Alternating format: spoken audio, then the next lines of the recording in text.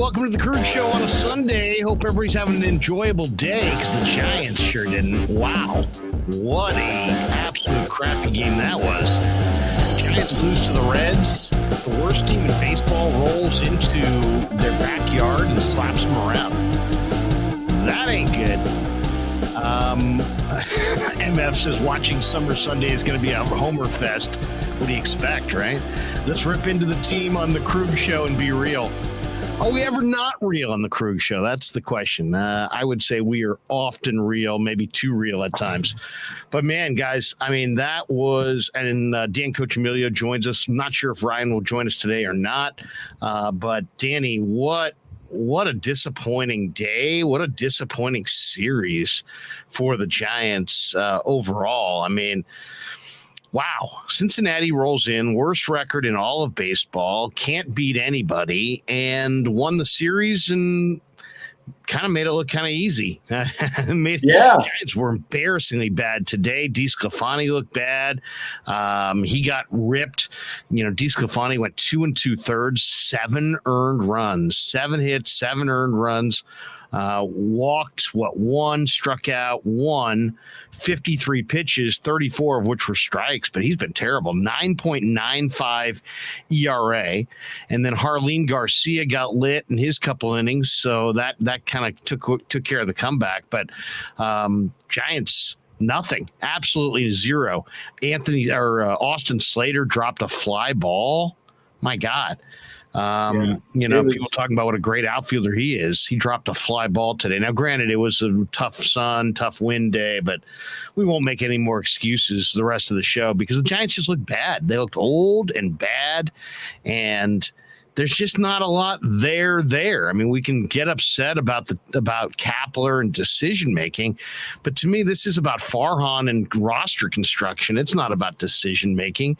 They lost Buster Posey. They didn't replace him. They had Joey Bart. He to this point, until proven otherwise, he's a bust. They're starting a backup catcher.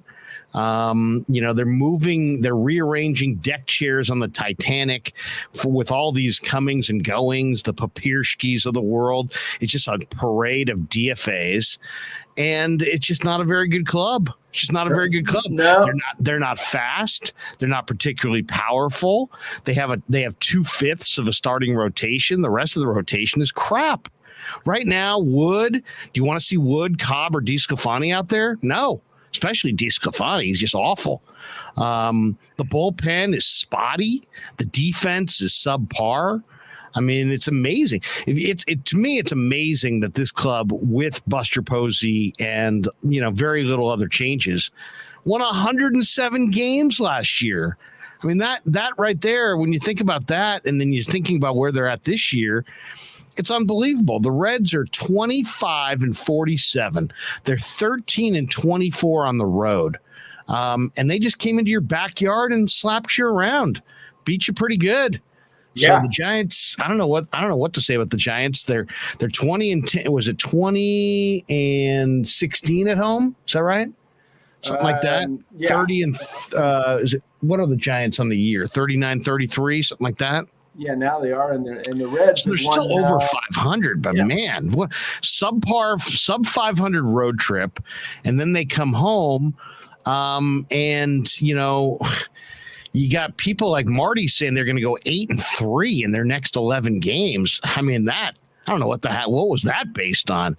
I mean, they're just getting knocked around. I said they would go 6-5. Even that looks optimistic at this point. I would say, if you ask me right now, they'll be lucky if they go 5-6 in this 11-game stretch against Detroit and Arizona and the Chi Sox and the Reds.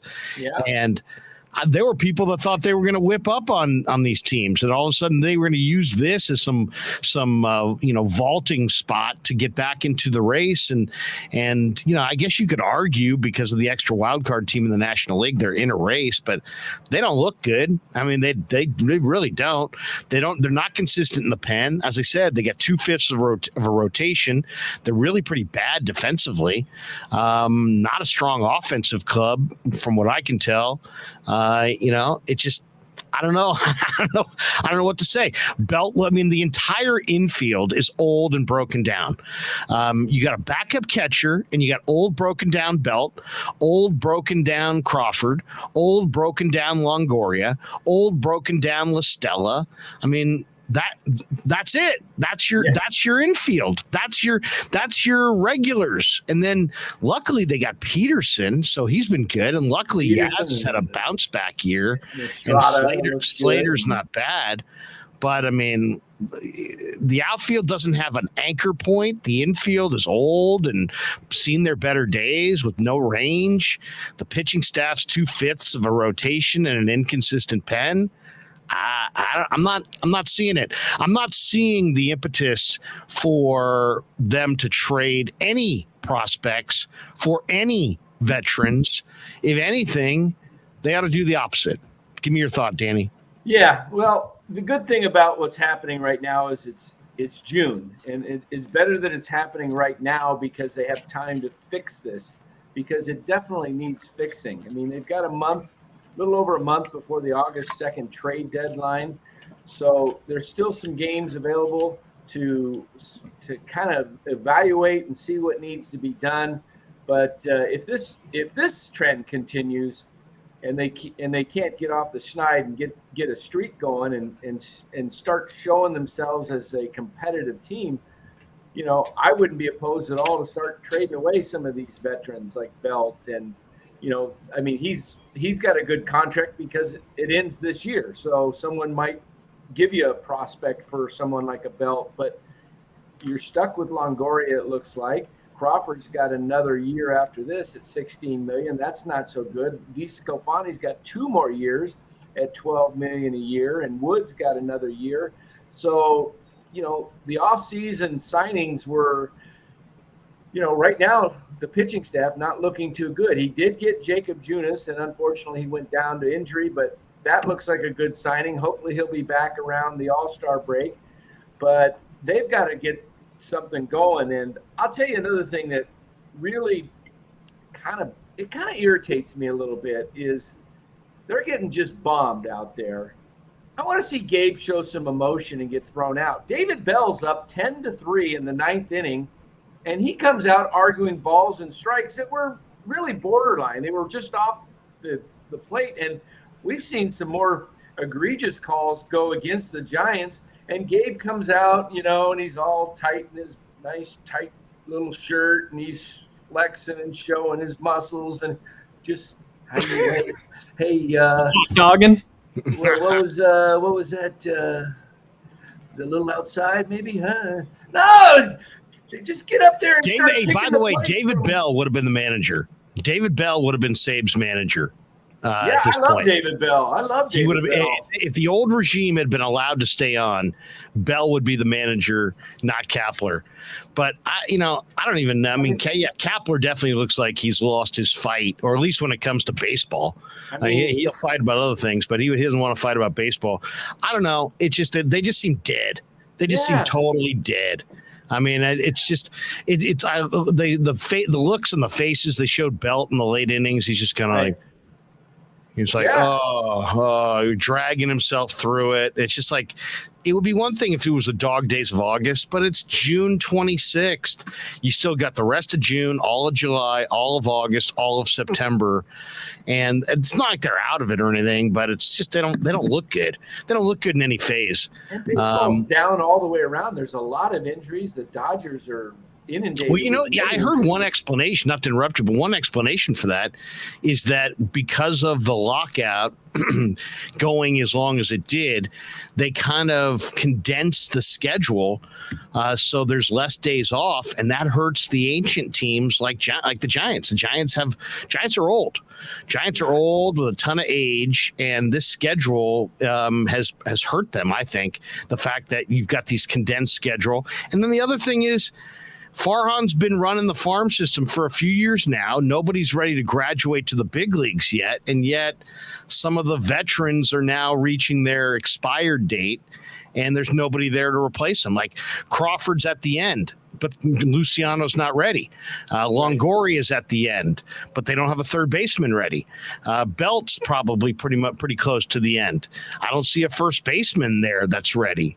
So, I mean, these are the guys that, they have the prospects though to shake some things up. I'm ready to make some deals. You want to trade way more prospects? I mean, here's the thing about it is, somebody threw this out. Did you guys see that Bumgarner unfollowed the D-backs today on social media? Hey, that's the way to do it. And I looked up his contract. All right, it's not bad. He's owed $40 million between now and 2024, roughly, maybe even a little bit more than $40 million. Arizona's dying to get out from underneath that money. The Giants have nothing but money. Giants don't have any prospects to trade, but they have money.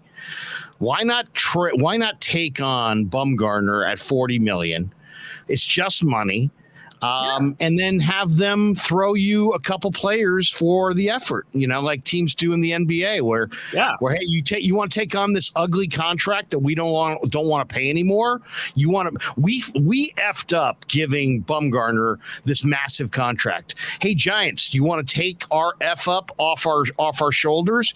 Yeah, Arizona, we'll take your F up off your shoulders, and he might actually be a positive move for us because we need rotation help, and Bum will put asses in the seats, but we ain't doing it for free. You got to throw us a few players.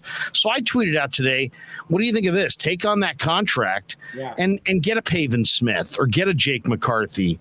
MF says, why does Larry like Jake McCarthy from the D-backs? He seems pretty fast, but can he hit? That's the thing. He can't hit, but he is pretty fast, and he is in the minor leagues. And Pavin Smith's not having a good year either, but he's got some potential. And that's what you would get if you're the Giants for taking $40 million of commitments. Think of the Diamondbacks as $40 million in the hole. And here come the Giants to basically wipe away that financial pain. Well, did it with Zach Greinke. You're not going to have to trade anything of significance to get Bumgarner.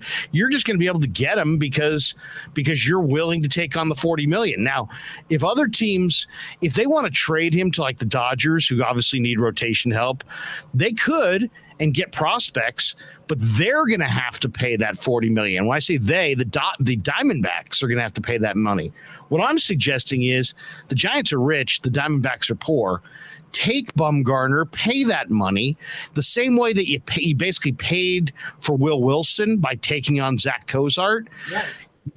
You're basically taking on Bumgarner's $40 million hit, and for that you're getting Pavin Smith and Jake McCarthy. Now, are those guys elite young prospects? No, but they're better players than their stats are right now. And to me, Giants would have to trade something in return to make this all happen, but not a lot. Hey, if we're talking nostalgia, do you think they'd go for a little Luis Gonzalez? Don't trade Gonzalez. No, don't trade Luis Gonzalez. He's the only guy worth watching right now. Yeah, exactly. I want a four-way. Let's do the four-way nostalgia trade. I want Bumgarner. Ship Longo to Tampa. Ship Yaz to Boston. Let's just call it a day. Let's call it a day. I'm down for Bumgarner. Maybe throw some prospects. Let's just live in. Those aren't bad angles, Rye. Those are not bad angles. Yaz to Boston would be popular in Boston, but Bumgarner back to San Francisco would be popular in San Francisco. Would be popular in Arizona. I'm ready to make that Yaz trade for Enrique. But see, Boston's rich though. Boston doesn't need financial relief. The Diamondbacks do. The Diamondbacks are not rich. The Diamondbacks are poor. The Diamondbacks don't have the kind of revenue the Giants have, and the Giants have such payroll flexibility at this point. They're so far beneath what they've spent in the past. They could take on a Bumgarner, and he'd probably almost pay for himself by the people that he would put in the stands. Oh my God! Could you? I would way rather be paying Bum than DeSclafani. I mean, and after this year, it's Longoria. Yeah, it's gross. Yeah. They've got some tough deals. I mean, DeSclafani. It's too bad they had all the injuries because he needed to work out his kinks down in AAA and not here at the big league club because he's like getting teed. Yeah, He's no riddle to anybody, man. He's freaking BP right now. Yeah. I mean, he ain't fooling anybody. It's as straight as a string. It's right there. Yeah. It's, come hit it, and they're doing it. You can't even run him out there anymore. And the pitch that killed him today was the 0-2 pitch to Tommy Pham. They were up. Cincinnati had 2 runs in the inning, 2 out. He's got an 0-2 pitch to a guy who's known for chasing bad balls. And what does he do? He throws a hanging slider right down the middle. I don't know how. What was he on the gun today? Like 92, wasn't it? Something like that. It was. Yes, I mean he doesn't have a big margin for error, but he was like 94, 95 last year. Yeah, so, it felt like the game shifted. I don't know if you guys already talked about it, but it's just foul ball. Well, I was going to say the game shifted on when they had him 3-2, and it looked like they were going to get out of the inning, and then he just belts a freaking triple. And I also was thinking, if we had a little bit of a speedier outfielder, that maybe is a play. I mean, we maybe get that out, and then there's no 6-run inning. Which one is that? Which outfielder? Where was that? That was it was a double or triple. It was the first run they scored in the game. It was the Drury triple. The Drury triple with Senzel aboard. Oh, when Yaz made a very to right field, mistake. The ball to right. Yeah, when Yaz threw it to second base and Pham scored on that. I think that was that was the Votto double later in the inning. Okay. There was just so many crush balls. When Yaz the triple. But these are rough games to go to, man. Oh, I mean, they cost a ton to get to the game, and then all of a sudden, maybe you're maybe not even in your seat with your whatever you're going to eat, your lunch, and you're down 7-0. Or you sit down just in time to see Jock get a freaking sweet leadoff double, and then we don't score him, and then it's like, okay, well. Yeah, okay, all right. Well, at least our offense is picking up a little bit. And then the next inning, okay, we can hold on. Boom. Nope, floodgates open. Ball game over. And at least, what I'll say, especially to the Kapler point, at least if we had Bumgarner, at least we'd have one guy on the roster that, gives a crap and will yell at umps. I don't care how, people make fun of him for it, but hell, I mean, it would be nice. It would be nice. There needs to be some shakeup, definitely some passion. I can't believe that Gabe on that ball to first base that Belt, whether it was fair or foul, it was close. That led to more floodgates. Why he didn't come out and just yell at the first baseman, the umpire, and just get himself tossed when it was 7-0, just to liven up the crowd, do something. I mean, it's just, you cannot have the Cincinnati Reds come into your yard, the worst team in baseball, and just beat you 2 out of 3 and make you look pathetic today. Beat you 2 out of 3 twice. They beat you 2 out of 3 at the Great American Park. You know what it comes down to, guys? It comes down to the fact that look at the 4 losses. Look what the Giants scored in the 4 losses. Today they scored 3. Friday night they scored 2. In Cincinnati, when they lost in the games that they lost, they scored 2 and 1. I'd love to see the percentage of time this year, the percentage of games where the Giants have scored under 4 runs, because you can't beat teams with under 4 runs. If you don't score 4 runs, you cannot expect to win in the big leagues. You cannot. And that's been the series here. And they've lost 2 series to the worst team in baseball. And in a bunch of those games, they're scoring 2 or 1. They haven't scored 5 runs and lost to the Reds all year. Yeah. And the other thing that they have to look at, this is a bad stretch. Their last 6 losses, last 6 losses, 2 to the Reds, and then 3 on the road trip that were walk-offs. Yeah. That is you're in a rut when you lose 3 walk-off games on the road trip, and then you come home and lose 2 out of 3 to the worst team in baseball. You got to have something that says this team needs a shakeup. And I don't know what needs to be done, whether Gabe needs to, turn over the spread, as we say, or if they need to make some changes to the roster. But this is looking like an old, defeated team right now. And somebody's got to step up and lead. And I don't know who that person is, I mean, Jock's playing good baseball. Jock is playing all-star baseball. How many jacks does he have? 17? 17 jacks, hits a We're double. not even at the break. And he's like leading the team with qualified at bats and batting average. Yeah, and he's been great. His hits or home runs. And then he ties the terrific. Tags up from second and on ball to left field.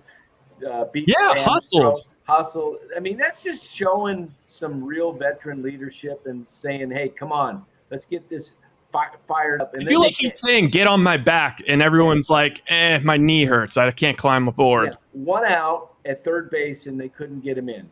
1 out, third base. So and Longo, you know what? Longo put a good hit on that. I've actually kind of, as much as we want to give him he's been hitting. He's been putting. Longo. I'm still irritated with Longo. Let me tell you another thing. Dan brought out the Skip Bayless fancy Longo last night in the group chat. I was like, "Hey, what about Longo? Had a home run and whatever, and they were up 1." He's like, "Yeah, well, if we're doing the plus minus, he's still only +1." Well, the errors, and today it wasn't an error, but you got to make that throw. Arenado makes that throw in his sleep to first base. That was not a hard throw. He was even with the bag. He had plenty of time, and he throws it in the dirt, and Belt can't scoop it out. That was the 3rd out of the inning. Belt should have scooped it, though. There's 2 bets right there that are showing their age. Because how about Belt down to 220 now? Belt struck. How many times striking out looking? It's been like 7 of the last 9 at bats or something. He's playing a minus first base at this point, which is just startling. We don't have a single elite defensive player. It's weird. This year, you look at Crawford is down and Belt is down, and both those guys had career years last year. So you think, they'll come back to earth a little bit, but they've regressed tremendously. Well, and they should. The only thing is, anybody should have banked on that. Guys in their mid-30s who have career years. I mean, supposedly Giants have 1 million analytic people. If you got 1 million people crunching numbers, go look at the track record of guys in their mid-30s coming off of career years and what they do the next year. I mean, you can't sit there and say, we're geniuses and we got a 19-man coaching staff and a 15-man analytic crew, and then roll back a bunch of veterans coming off career years expecting what? They're going to do the same thing, or they're going to be better? I mean, I want to see some analytics used in the roster construction. Where was the trade of one of those veterans coming off a career year to a team in the offseason for a younger player? We didn't see it. Where's the creative deal that Farhan was supposed to be known for, where he deals guys? He's always looking for value. Well, you had a bunch of guys coming off career years. Why didn't you trade one of them when their value was high? Why didn't you make a deal for one of these guys when they were coming off of a decent year? Instead, now you've got the same thing that you inherited from Bobby Evans. You got older players who cannot be dealt. So now it's just a matter of the DFA party, and it's just about surfing the bottom of the ocean for trying to unearth rare gems somehow in the DFA market. It's futile. It's a futile deal. Yeah, and that Dubon trade's not looking too good now either. Because that wasn't even a trade. They just were sending him packing. I mean, I could have told you after he made his 9th base running F up that they had seen enough and they were showing him the door. They didn't care if they got anything back for him. The fact that they got a couple weeks out of Papierski, I'm sure he got claimed by the Reds. Jokes out of Papierski. We can't even play with the Papierski anymore. Now he's gone. Cincinnati. We can't even have fun with that. You know what Farhan reminds me of? He reminds me of, because I've been this guy at times, and I try not to be this guy. Where especially when I'm not. Let's say I was in college and I'm don't really have all that much money. It's like you can spend 7 hours just doing nothing but research on, let's say, getting a new television that if you wanted to just go to Costco, you could get it for $400. But, you're doing research for 7 hours to just find anything that's, $30 less, or, this one's refurbished, but it's probably pretty good. And it's just like, It's not worth the headache. Just buy the freaking. You don't have to be the smartest guy in the rule every time.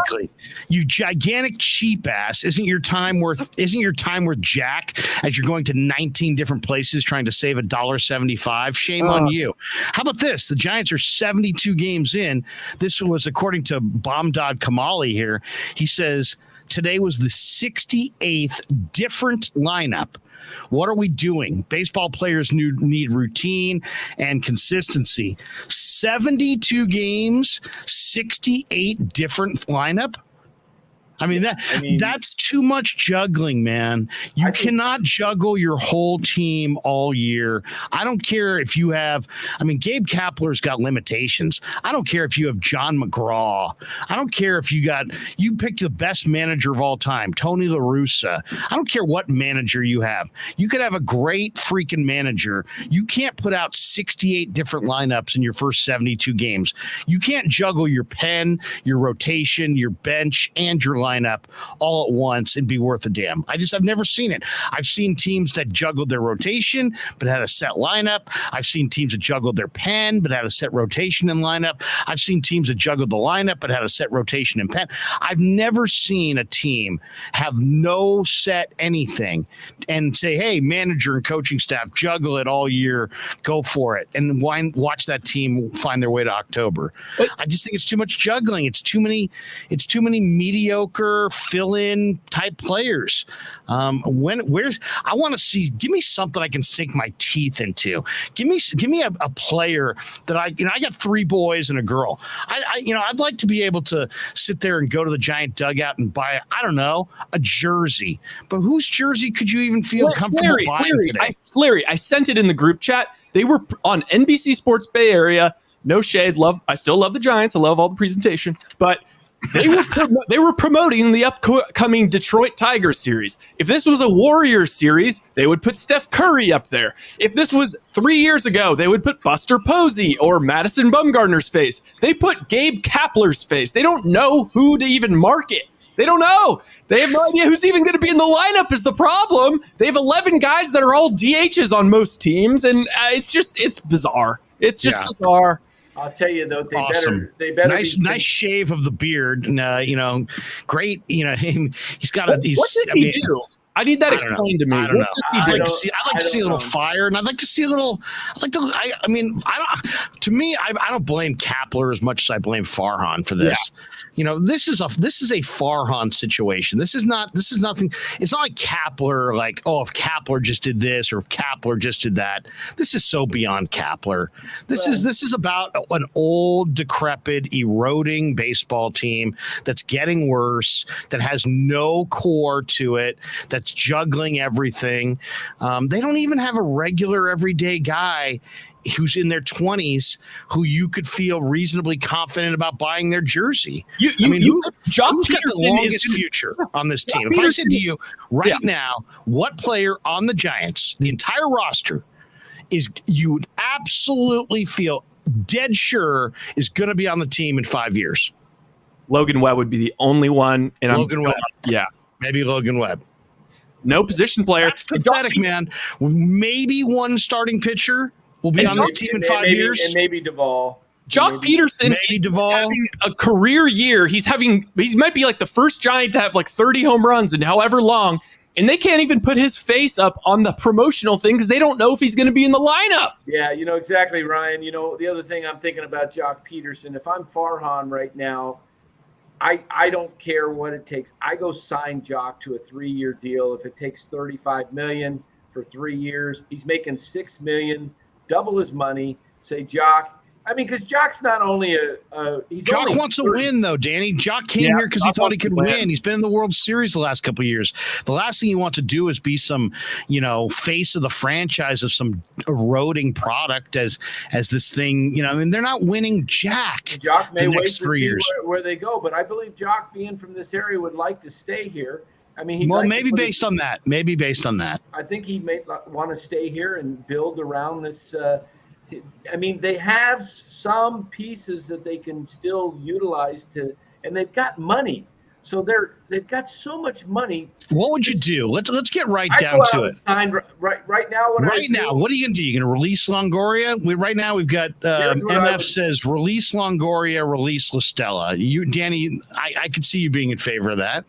I'm in favor of doing something with those two guys. Whether you have to, if you don't want to eat the money, maybe you give up not a top prospect, but you give up some prospect for them and say, here, we'll trade you. We'll pay for half their salaries.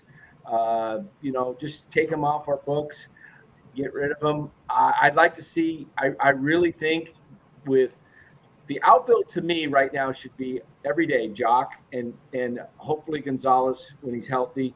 And the third guy, I would platoon Wade and Slater.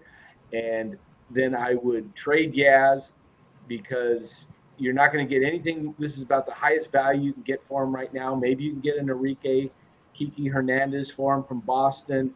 He could play. He's right-handed. Danny, Yaz might be the only guy on the team outside of Crawford and Belt that anybody can even name.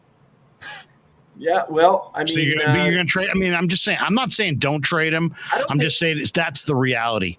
He's brand new at this point. He's like the home. He might as well be homegrown. Rebel 444 says they're going to weasel their way into that last wild card spot. Watch. You guys think that's going to happen? Oh, they probably will, and then they'll call it a successful year. I mean, they probably check will. The wild card race. They're about a game back now. They're in the alternate position. They're the runner up. They're the bright. Let's see. There's 3 wild cards, and the Padres have 1 spot. The Braves have the 2nd spot. The Cardinals have the 3rd spot, and the Giants are a half game behind the Cardinals. They're there. The Phillies are 1.5 back. So it's basically, it looks like Phillies, Giants, Cardinals for 1 spot. Giants, Phillies, Cardinals for 1 spot. Yeah, and you saw Harper, right? You saw the injury to Harper. He might be out for the year. He's going to be out for at least a couple months, so they're going to fall back. So I don't see that as an issue. So they're really probably battling one of those teams for that 3rd spot, and we'll see. But baseball is a funny game. It can change. I mean, a week ago, was it? They just swept the Dodgers. Wasn't that long ago? Yeah. But the Dodgers look dead in that series. Yeah. Swept the Dodgers, got to within 3. Now they're like 5.5, 6 out roughly. So it's not completely unreasonable to think that they can make the playoffs, but they've got to get to the place where they're peaking. The Atlanta Braves did this last year. They lost Ronald Acuna. Yeah, but they're freaking stacked. I know. Yeah, they're stacked, and also it took like 3 or 4 major trades at the deadline, and they traded for Rosario, they traded for Jock Peterson, they added Jorge Soler, they added a bunch of guys. They added 5 guys. They added 5 players that became, and that's an aberration. That, as you know from watching this game for years, that rarely happens. And also they had the core ready to roll. I mean, they had Freddie Freeman staring at free agency. So there was motivation for them to be in their go year last year, right? Because they wanted to maximize what the time they had with Freddie Freeman. And look, they got a ring out of it. Romo 2001 says Belt's been hurt and bad. Crawford's been hurt and bad. Ruff's been bad. Longoria's been Yaz is kind of hitting now. Giants' best players are Jock Peterson and Luis Gonzalez. There's no doubt. There's no doubt. Romo Yaz isn't hitting. He's actually dropped like 40 points in the last. He went Yabo today. He's just looking at his average, though. I hear what he's saying. He's kind of hitting. I mean, he hit 220 last year. What's his average now? 245?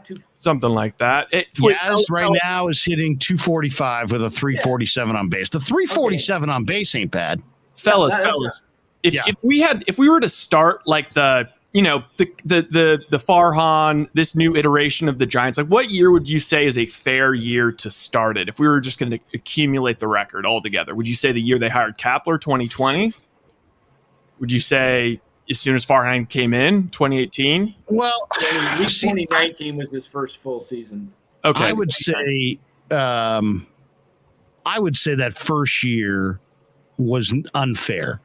Granted, now he inherited a good manager, a great manager, but he inherited the manager, and he inherited a team with a lot of bad money. I mean, Evans made some horrendous decisions.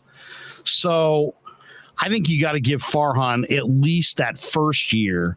So no 2018. Yeah, or 2019, right? 2019. And then there's 2020. You got the pandemic year of 2020. It's would we count? I'm not frustrated with Farhan as far as overall. I think overall he's a smart general manager, but the reaction from, I guess my biggest disappointment is everything associated with this year. How much money they spent or did not spend, the roster that he put together, I think is subpar.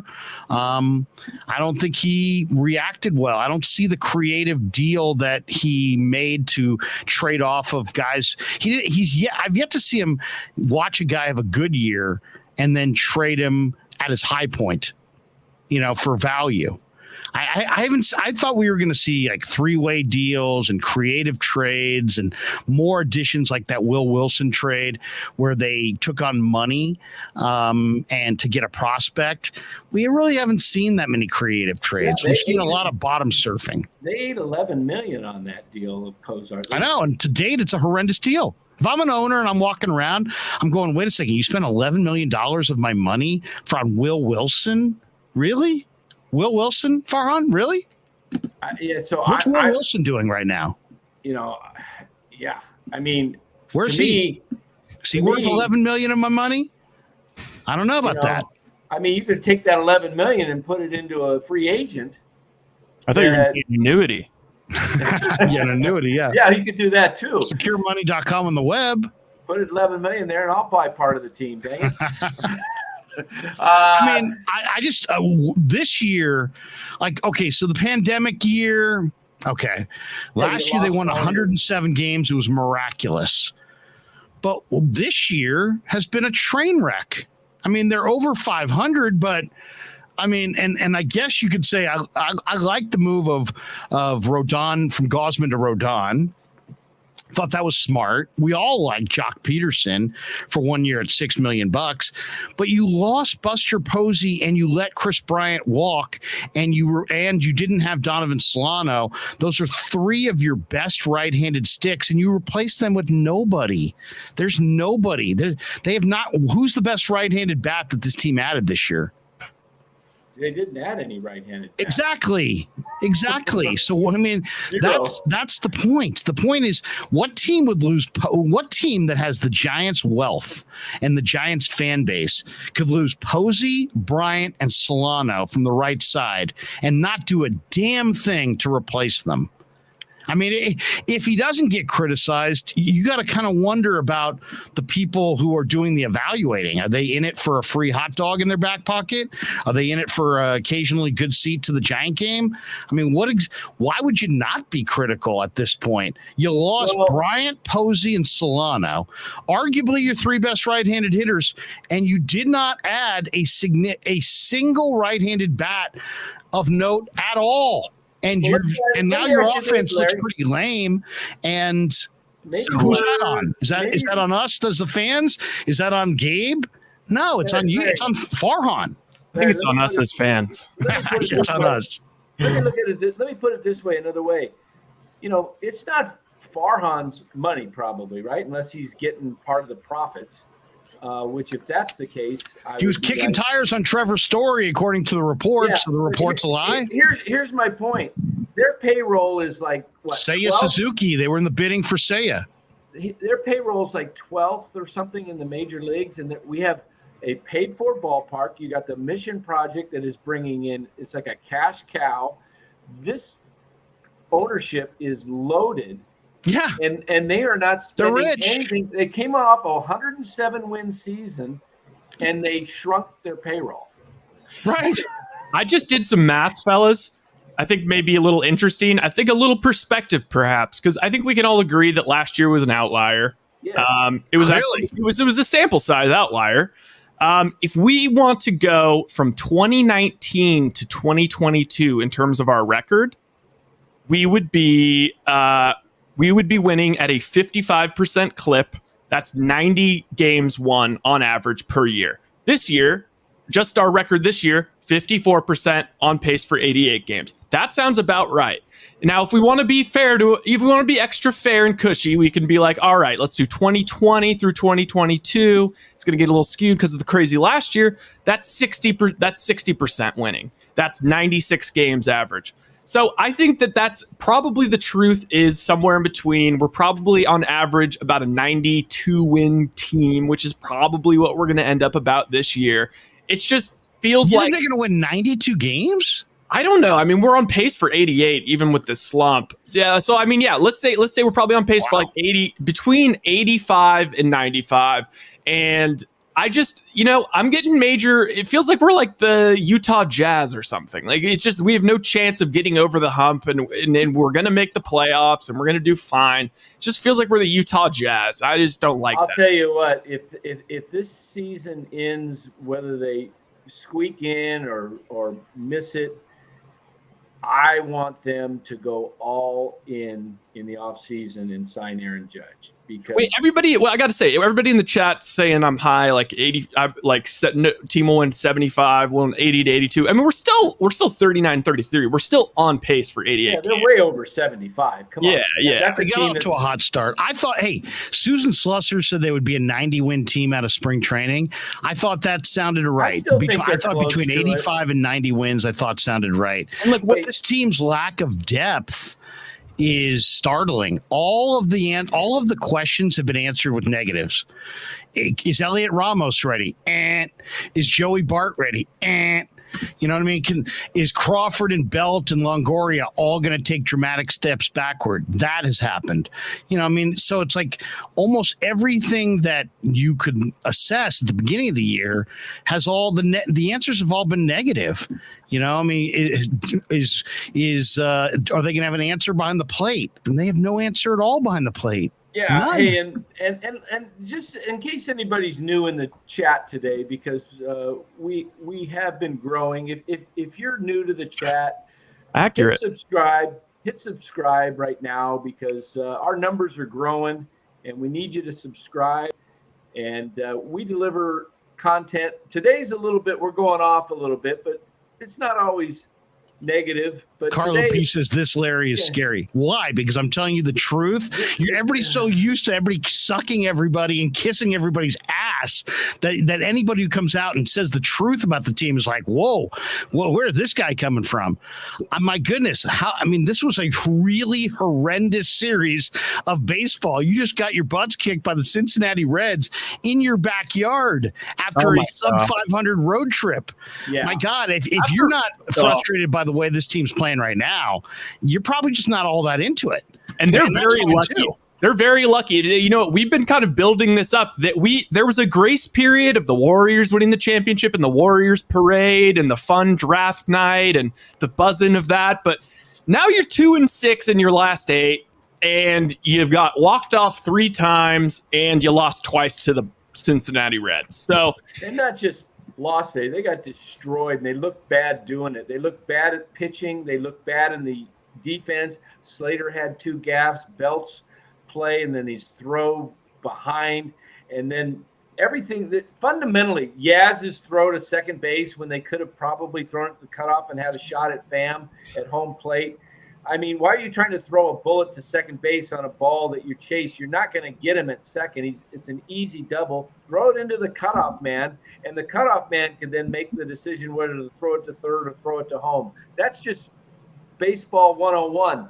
You got to learn fundamentals. I have seen the worst fundamentals in this year. It's just been unbelievable. I mean, the other night I got on Longoria for, instead of throwing it to first, he throws it to second to Estrada, who's trying to cover the bag from the shortstop side. There's just brain dead mistakes that these guys are making that you shouldn't be making if you're in the big leagues. So there's a lot, though, that can be done here. There really is. What? Well, they can make some moves. First of all. Yeah, go ahead. This should be good. Okay. You can go ahead. Make one move that's realistic that they can make. The Reds suck, right? Go. They look pretty good this weekend, but go ahead. That's your premise. They're going nowhere. They're 20-something under 500. Right. Go get some prospects. Get Luis Castillo. and get Brandon Drury and say so long, and DFA Longoria, put Drury at third, put Do you think the Reds really want any of our players? Yeah, I want Kyle Harrison. You want to make that trade? Yeah. You're going to trade Kyle Harrison for Luis Castillo? If Drury's in the deal and Castillo. You're going to trade Kyle Harrison right now for Luis Castillo, who's probably a free agent at the end of the year. No, he's not. He's not? Nope, he's signed for next year, too. Okay, but so you're going to give away Kyle Harrison, then he's probably a free agent at the end of next year. I believe it's after. You're going to dump Kyle Harrison for Luis Castillo and Chris Drury. Brandon Drury. Guy's got 15 home runs. I'm quoting the hockey player now. Yeah, he's got 15 home runs. He's Danny, you want to talk knee jerk? That's that right there. So I mean, where do you go from there? You just you're trading your number one prospect away. But he's a prospect for Luis Castillo, who you, by the way, had and traded for Casey McGee. Yeah, but Castillo is a dealer. He can get you. He'd give you a third solid start. He's like a top of the rotation guy. So now you got Webb, Rodon, and Castillo. If that can't get you in deep into the playoffs, what can? And now you've got a solid third baseman who's got power, and Harrison is great. Luis Castillo is 2-4 with a near 4-point ERA, and you're going to trade Kyle Harrison for him. Pitching in a little box, that's. I mean, pitching in Cincinnati is like pitching in AAA PCL league. I mean, anybody who has a good ERA at Cincinnati around 4 is pretty good. But I don't want to trade 11 games. You're going to trade Kyle. Let's pin you down on this. I don't want to. You're going to trade. Wait, hold on a second. You're trading Kyle Harrison for a guy who is 42-53 career. You sure you want to do that? Well, here's the thing. At least he's 30 next year, Larry. I mean, seriously, Dustin the Gale donates $5. He says, we need this Grant Cohn energy more often this season. Seriously, Danny, you really want to trade Kyle Harrison for a guy who's 11 under 500 and nearly 30 years of age? Okay, let's not say it's Harrison then. Okay. See with something else. I don't know what it'll take, but find out what it would take to go get someone. Whoever gets Castillo is going to be right at the top of the chance to win the World Series this year. He's 2-4. Yeah, but he's pitching pretty decently. Don't look at the record. The record doesn't mean anything in baseball. I mean, I've seen guys Webb pitch great games and lose because he gives up 1 or 2 runs. I mean, I agree that the record doesn't mean anything if you want to take any one season, but this guy's sub 500 for the year and his whole career. Yeah, but so who really won that trade? Luis Castillo, you watch, he's going to get traded. I guarantee it, and it's going to probably be to the Yankees or the Dodgers. And he'll be their 5th starter, and it'll be extremely frustrating. I don't think you got to trade Kyle Harrison to get him. I'd be okay with trading for Luis Castillo. I would never trade Harrison to get him, but I hear what you're saying. You're saying go trade for Harrison. I would only trade Harrison for okay, let's just talk about that for a second then. Let's say you can get Harrison. Let's say you could get Harrison for Sean Jelly and 2 lower level arms. Now you have Kyle Harrison. Now you have Luis Castillo. So now you have Logan Webb and Carlos Rodon and Luis Castillo. So now you've got 3/5 of a starting rotation. And your bullpen is still kind of inconsistent, and so is your offense, and your defense is subpar. So, and you got a really old infield that's kind of broken down, and all guys who are on the wrong side of 35 in some of these cases, and not going to get better. So I don't know. I just don't know if that's a wise move. Right. So that rotation would still be worse than the Brewers, Dodgers, Phillies. Let me ask you this: would you give up Harrison? No. Hold on. I'm going to give you a different trade. Would you give up Harrison and Luciano and Wade and Matos? All right, I'm interested. What? I'm really not interested. For Juan Soto. I think you said yes before on this deal. On the show. Like, they're prospects. They're just prospects. Yeah, okay. But now you're talking about a totally different return. Now you're talking about a 23-year-old MVP type guy. Yeah. Would you do it? No, I don't think I would. I still wouldn't do that. I think if we went back on a show, I think you'd say right now. Yeah, but that was a month ago when this team looked like they were going somewhere. I don't know that they are going anywhere. They don't look like they're going anywhere. Now, I would take Soto just from the standpoint of the Giants prospects in the last 20 years, more times than not have crapped out. We've done shows on this on prospects that 1 out of Yeah, no, I know, but Danny, you're not dealing in reality here. There is no team out there that I can think of. What you just named, if you had a ranking, if we had a list right here of the Giants prospects, you just said Kyle Harrison, Marco Luciano, Luis Matos. That is the Giants' number 1, number 2, and number 3 prospects. I will dare you right now. I'll dare you right now to find any team in baseball that has traded their number 1, their number 2, and their number 3 rated prospect in a single trade. 5 players potentially in baseball. I'm just saying it's teams. Dan, teams don't do that. Teams don't do that. That's not the culture of the game right now. Yeah, teams aren't trading their top 3 ranked prospects. They're just not. But Larry, who's making? First of all, I don't believe your premise that Soto's even available. I don't even believe it. Yeah. So what are we talking about? I wouldn't make that trade anyway. But why?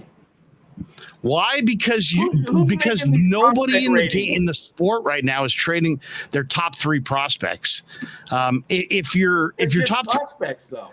I hear you, but no. But how come? Okay, if they're just prospects, how come? And I'm talking about number 1 prospect, the number 2 overall. I'm talking about like in my entire lifetime. You cannot find a team out there that has traded their number 1, their number 2, and their number 3 rated prospect in one trade. Has not happened. The Dodgers traded their two of their top 3 prospects for Scherzer last year and Trey Turner. They traded. Okay. I come down somewhere in the middle on this. If we can guarantee Soto is going to be locked up for the next 10 years, I mean, I'd listen. But he's 2 years younger than Joey Barr. Yeah, but first of all, we've already discussed this, Dan. You already said that you don't believe that he's even going to be traded. So what are we talking about? Yeah, well, I'm just throwing things out because that's wild. But you said you wouldn't get rid of Harrison for anything. I'm just saying you're not getting Soto. You're not getting him. I don't believe that. I don't believe. Why would Rizzo trade Soto? Why? He makes no money. Because he's going nowhere with Washington. Nowhere. But he's 23. He's going to lose him in a year. You could make an argument that first of all, don't they have him? Don't rookies? Don't you have their control for like 4 or 5 years? They should have control over Soto for at least 3 more years. He's not a UFA until 2025. There is no precedent for what you're suggesting. There's nobody in the game who was traded. What great player like that was ever traded? Right. You're not going to find one because nobody trades those guys. And I've seen Rizzo kind of push back saying he's going nowhere. So I've never seen it. I'll say this for all the discussion about Soto. Have we ever seen any reputable source say that he's going to be traded? The only way it would work is if he kind of like capitalizes on this kind of new trend that we already see now. It started in the NBA, it's seeping into the NFL with quarterbacks, and maybe with a guy like Soto, maybe he does use leverage and just says, "Look, fellas, I'm not signing with you. So if you want to get a fat haul, go ahead, or I'll just walk and you'll get fired." It sounds good, guys, but and I love Soto, and just in theory, he's only hitting 215 this year, by the way. Yeah, I'd probably trade 3 top prospects for Soto, but I would be more like if I'm going to trade the top 3 prospects out of my system. Man, I sure as hell, there has to be a long-term contract for Soto, negotiated, ready to sign. And I gotta know this is my foundation piece player going forward. Don't you think? Yeah, I think that makes a lot of sense. And I'll say this about Harrison. I love Kyle Harrison. He's local. He's right there from De La Salle. And I think he's on a fast track to the big club. I believe they're pushing him like they did Mad Bum. And Will we see him in September? He's in Double-A, right? He's in Double-A. They'd have to. Didn't he have a huge day today? Here's what he did today. What did he do today? He had 11 strikeouts today. Let me see. Where did it go? Kyle Harrison, Double-A, 7 innings, 2 hits, 2 runs, 1 walk, 11 Ks. He's pitched 31 in the 3rd inning since his promotion to Double-A and has 50 Ks. That's amazing. The only time that this is, I looked up like the biggest prospects traded. There was one with Chris Sale for the Chris Sale trade. They traded the Red Sox traded actually the number 1 overall prospect of whatever the Baseball America's rankings of all teams, and also the number 67, and also something else. And then there was one for James Shields. Who were in those deals? Who were the players in the I know. deal? Yon Moncada, Michael Kopech, Luis Alexander Basabe, and Victor Diaz. Luis Basabe is with the Giants. Basabe's now where he was.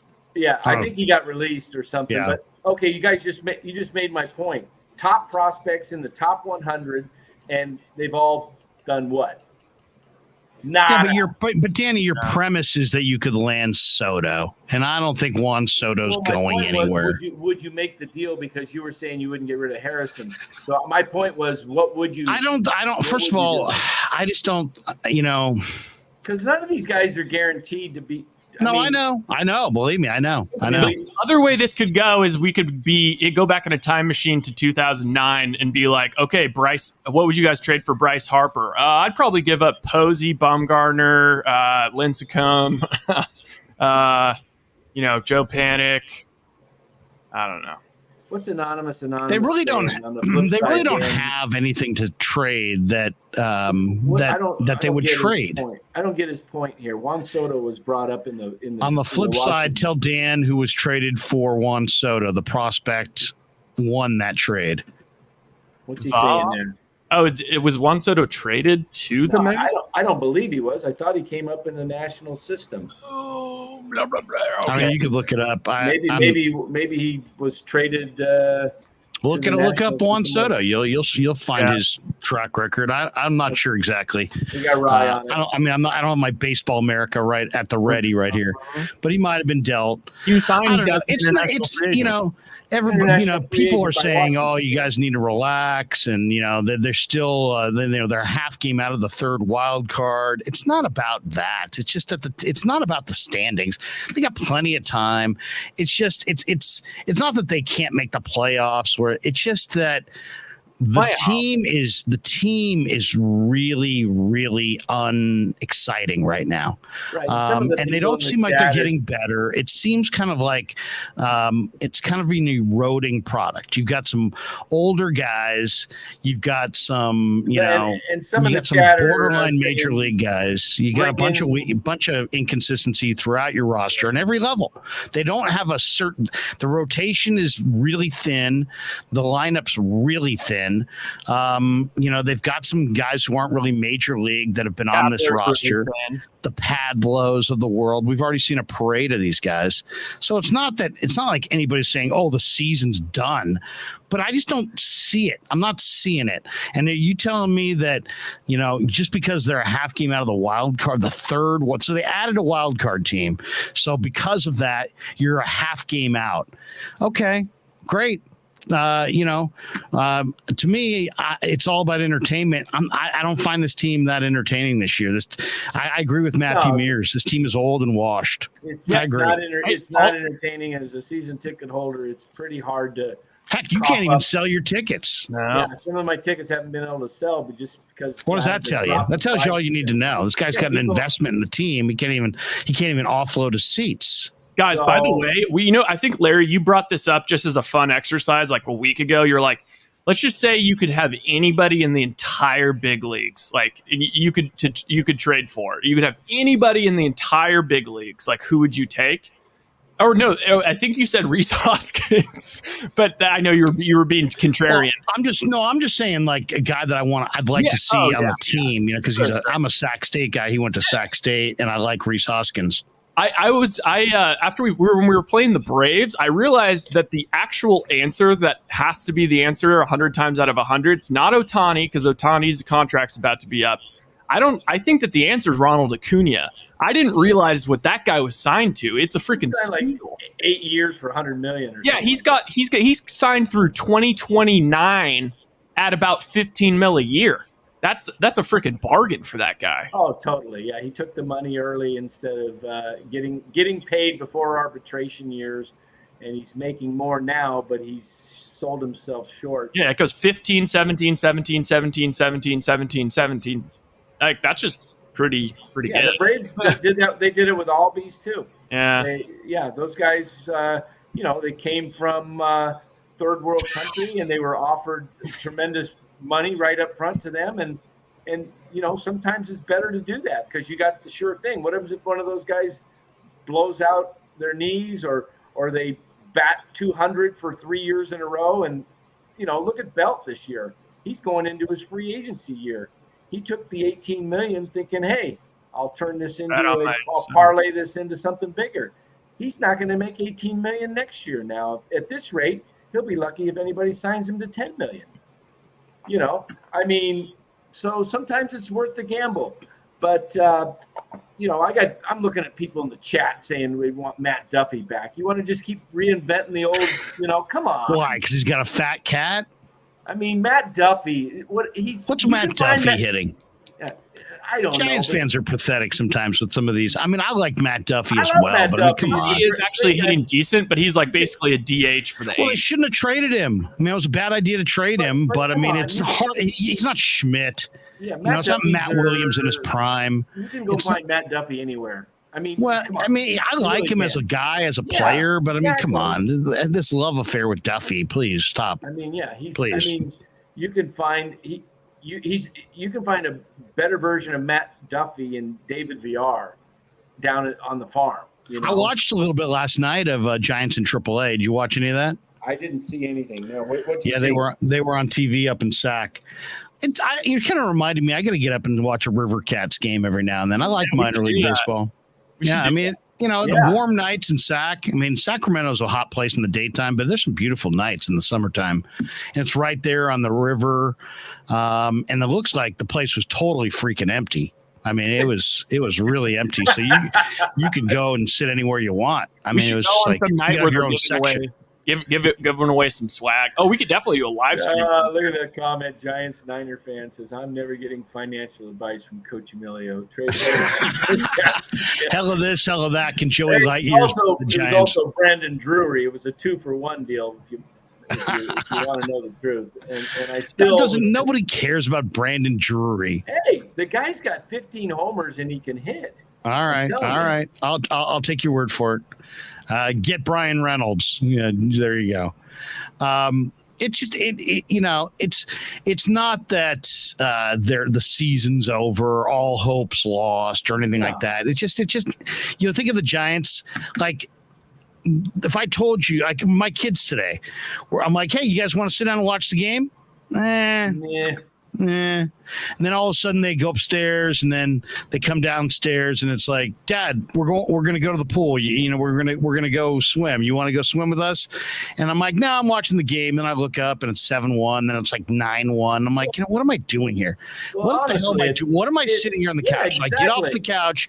And I went out and jumped in the pool. And, I spent the 6th, 7th, 8th, and 9th basically in the pool.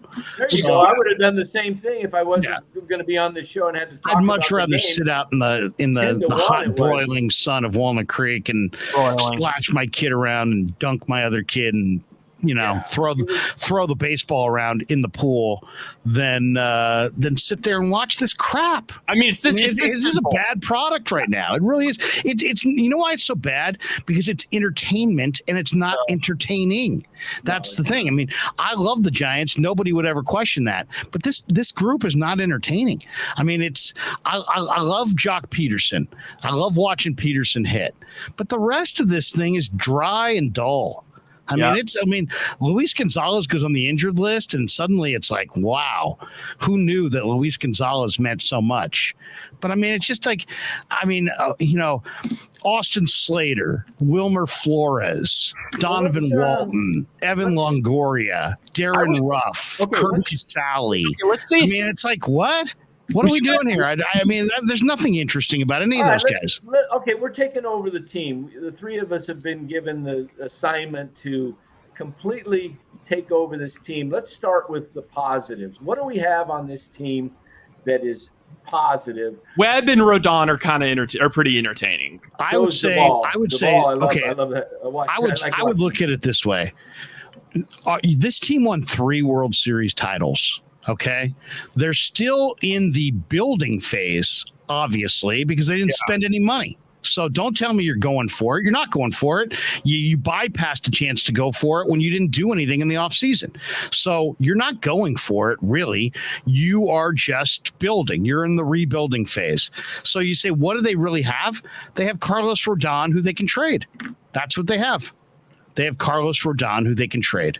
Other than that, you're not going to trade Logan Webb, and you might be able to trade like one of those other starters to somebody who's really desperate. Maybe somebody would take an Alex Webb or an Alex Wood off your hand. Right. Maybe if Cobb got hot, maybe you could move him at the deadline to some team that was really in need of just innings. So you got a couple veteran starting pitchers that you might be able to trade. That's where it begins and ends. The bullpen's not bad, but I think you can get nobody's going to trade. They don't even have an established closer, so they don't even really have anybody in the pen. People always want bullpen. The top teams, they always want to add bullpen depth. Okay, who's their most valuable reliever? Well, the guy that you don't want to get rid of is Duvall because he's the youngest guy. But you could get rid of. And he's not that trustworthy anyway, so he's probably not going to bring that much. Yeah, I think somebody would want a Rogers or a Dominic Leone. Oh, if you made a highlight tape of Marte on his best days, I think. Okay, Dominic Leone. What do you really think? Those guys aren't fetching anything. Backpack, all right? You're getting a fanny pack for those guys. You're not even getting a backpack. It's more like a fanny pack. Right. But here's the thing: what they're doing, I believe. So what else you got? You got Belt. Maybe you could move Belt. You could move Belt. I would move Belt. I would. Yeah, you can. That's pretty much it. They can move Rodon. They can move Belt. Otherwise, they can just sit there and bottom surf and play this rearranging the deck chairs on the Titanic deal and hopefully get the third wild card. And hey, once you get in, anything can happen in that delusional thing. As people are paying huge prices. I don't know. I think when what is the attendance on track for this year? Oh, it's they're drawing like nothing. What do you guys think about Totes Magoat's comment? Because I've felt this way, especially about the Giants. Winning 3 World Series and the run the Warriors have been on. It's almost like being sorry for the harsh analogy, but it's almost like being like like maybe you were a drug addict or something, and it's like you had such crazy highs. And it's like now it's like almost impossible to reach that same high. You're still chasing the dragon or whatever. It's like unless this team has to be exceptionally exciting to really rally the entire Bay Area behind them the way that they did back in the day. With these guys are 2 weeks away from total irrelevance. Yeah, that's the truth. As soon as Trey Lance shows up in camp, it's all going to be about Niners. The Giants are going to be back page story as soon as, especially if Garoppolo shows up in camp. As soon as the Niners hit the field, the Giants are going to be second class citizens. Then you got the Warriors signing guys. They're going to commandeer the audience for like 10 days. Yeah, Well, give The me, Warriors parade in training camp. yeah, give me then the Warriors Warriors start G League. signing people next week. yeah, Exactly. give me G League Warriors. NBA free agency and the NFL is going to drown out Giants. So, I mean, it's kind of sad. This is kind of a baseball problem, really, is that baseball's gotten shoehorned. You know, the NBA has taken May and June away, April, May, and June away from baseball. Actually, baseball probably still is April. So, baseball's got April. NBA's got May and June. The NFL's got August and September. I don't even know if baseball has April. What does baseball have? July? I don't even know if baseball has April. They got the beginning of April, but then they got the March Madness championship game, and then you got the NFL draft, and everybody's excited about the NFL draft. Baseball's got the first That's true. week. That's true. I forgot about that.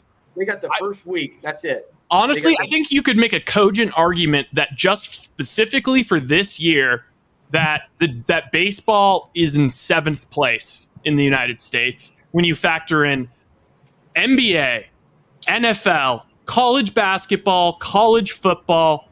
Hockey's been unbelievable this year. World Cup is happening in the fall, and then baseball. I would say that's probably pretty accurate. I'll tell you what gets exciting is that October baseball is pretty exciting if your team's in it. Fair. Oh, it's very exciting. It's more than pretty exciting. It's very exciting. It's very That's exciting. October. I mean, it's wonderful.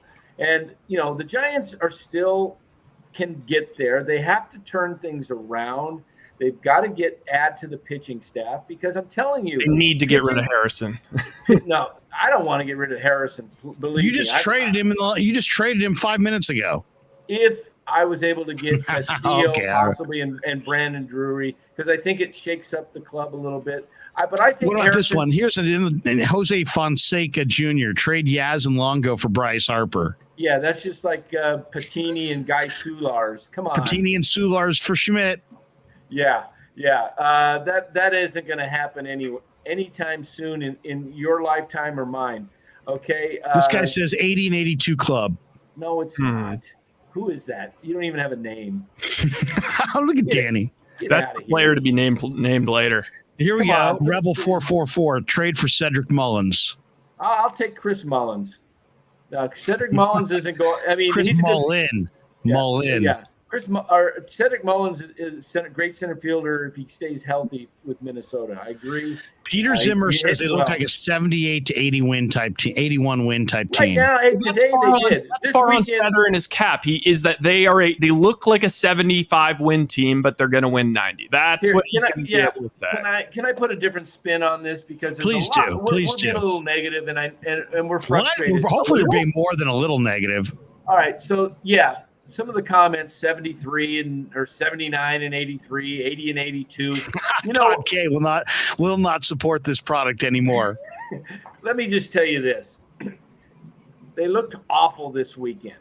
Okay, they lost 2 of the 3 and they looked pathetic. And yeah, after this weekend they looked like a 75 to 80 win team.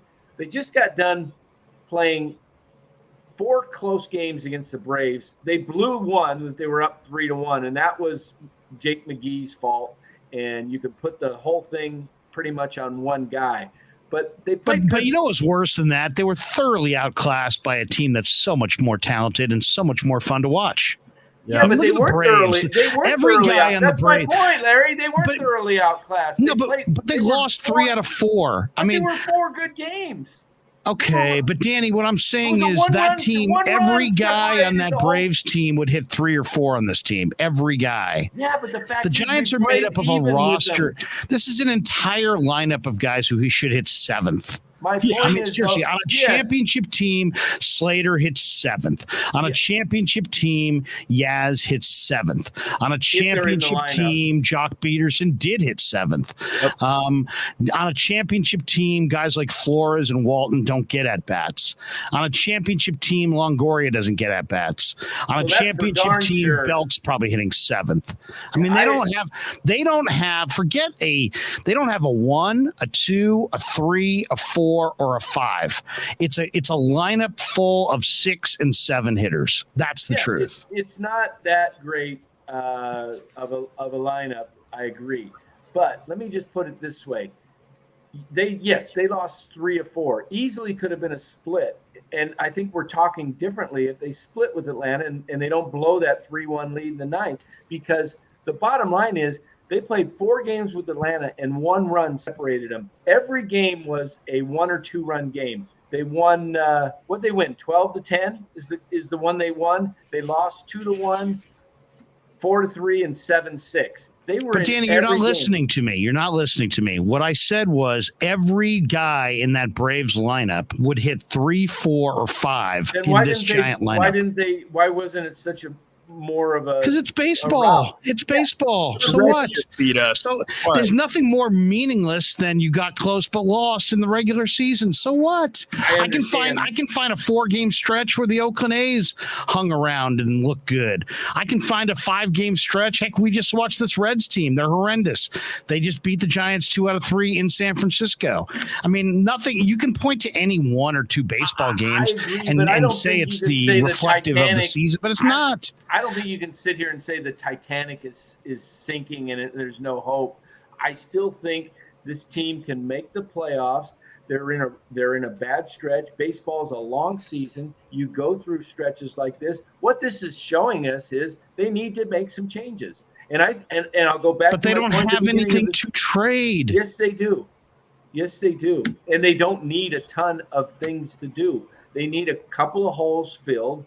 But they don't have anything to trade. Once again, you can say that, and then immediately when I say they don't have anything to trade, you come back with yes, they do. But then you're going to name Matos, and Ramos, Kyle Harrison, and they're not trading those guys. They're going to trade somebody. Okay, they're not trading those guys. There's no indications that Farhan's going to trade any of his top prospects, nor should he.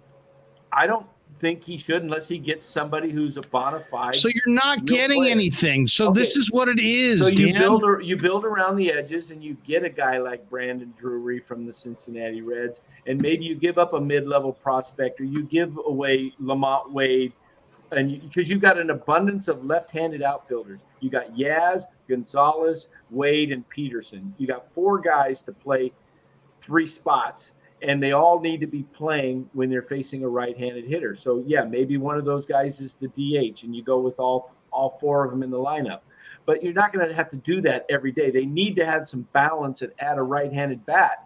So I'm saying a Brandon Drury doesn't cost you a top prospect, but he makes a difference in the lineup. He adds – you look up his stats. I bet he's hitting 270, and he's got 15 home runs, and he's a threat. You saw him go to – right field deep, and he hit one out in this series. It's not just hitting in Cincinnati, hitting home runs. He's a guy that can make a change and a difference. Okay, so now you've got a solid. He's a career 250 hitter. That's not bad in today's game. Never hit 20 jacks in his life. Yeah. What are we talking about? He's a career 250 hitter who's been in the big league since 2015. Who's never hit more than 16 home runs in a season. And this year he's having a nice first half in a super live yard. And you're going to extrapolate those stats out and make him into a better player than he is. And he's better than what we got. He's better than what we got. I'm not saying he's not. So I'm not saying he's not. I'm just saying. The point is we're trying to say what can be done right now. Okay. But why is Cincinnati trading him? Because they stink. What do they need prospects. But you don't have any prospects to trade. You got guys around the 8th, 10th spot. And anonymous, I said what I said for Drury, for Harrison was not straight up. That was Luis Castillo as well. Okay. Stephen Coplanates says, what moves would Larry make?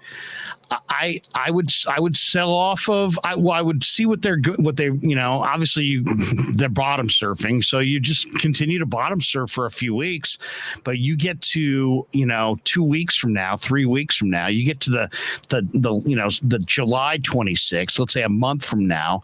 If you're in this same spot, I would go the other way. I would sell off Rodon for something. I would sell off Belt for something and try to put together something that's going to be representative for the future instead of just this fool's gold. You've got so many weaknesses on this team that you're going to battle like crazy for that final wild card spot. Maybe you get lucky and anything can happen. I'm saying, really? You got an old fading bunch. I would say turn a couple of the guys into something. You got to come out of this year with something that accelerates your rebuild. You're in a rebuild. They won 107 last year, but the way they went about this club this year tells you that they believe they're in a rebuild.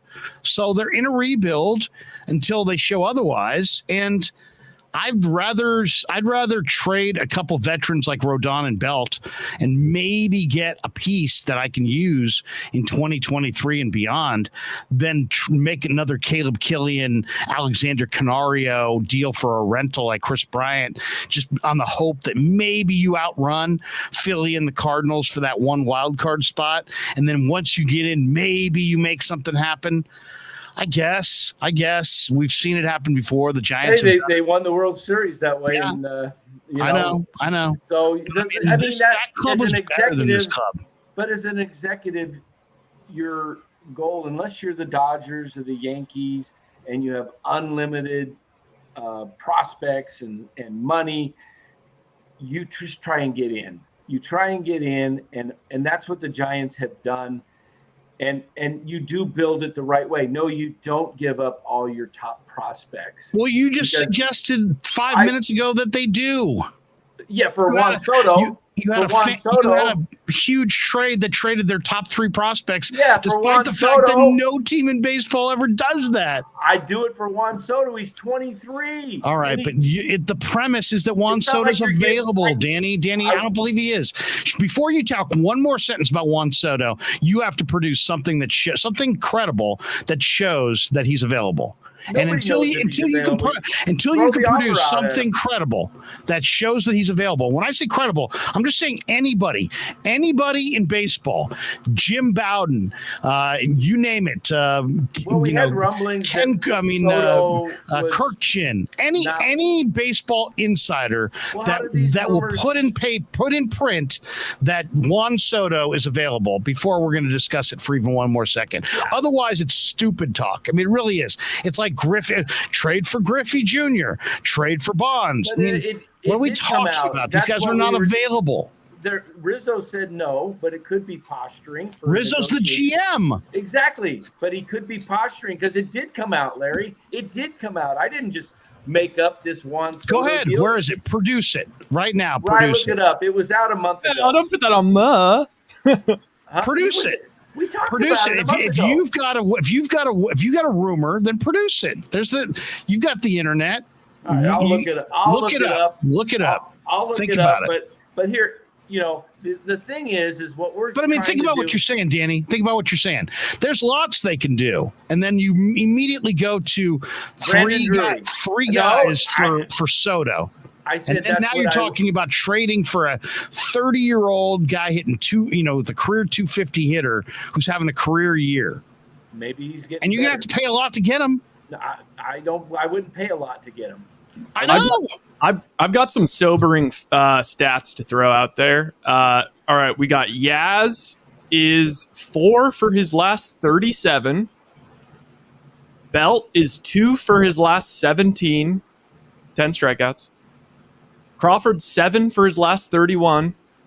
Wilmer 7 for his last 63. That's pretty much the drought right there.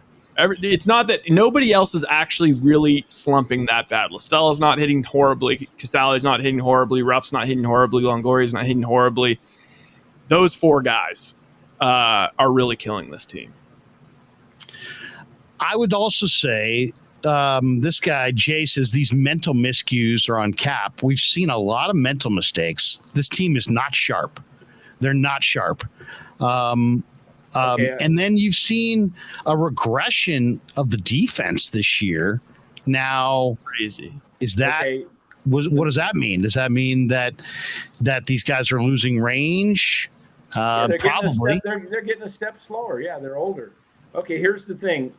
ESPN's Buster Only, this was on May 25th, reports that the Washington front office might be inclined to move Juan Soto this summer. Late May is about the time that some teams realize they are nowhere close to contending for a championship. The Nationals certainly fall into that bucket at the moment. Here's the thing. That's how all this started. Right. Not me. I didn't make up Juan Soto. Yeah, but that report has been refuted by the general manager. As little as a couple days ago again. Yes, it could still be. How many times in sports have we heard general managers say, I'm not trading this guy. I'm not trading him. And then 3 weeks later, he's traded because that general manager is driving up the price. He's saying, I'm not trading him. So a team that wants Soto says, well, here, would you take this? No, I'm not trading him. Okay, comes back. Well, would you take this? All of a sudden, the guy's traded. Let me throw it to you this way, Dan. All the time. If every penny you owned had to be wagered on Soto getting traded this year before the deadline, or not being traded this year before the deadline, you are wagering your entire life savings on which of those two? And he's not. I'm not going to take that. But so, that doesn't mean what would that you you put the can't odds try. though?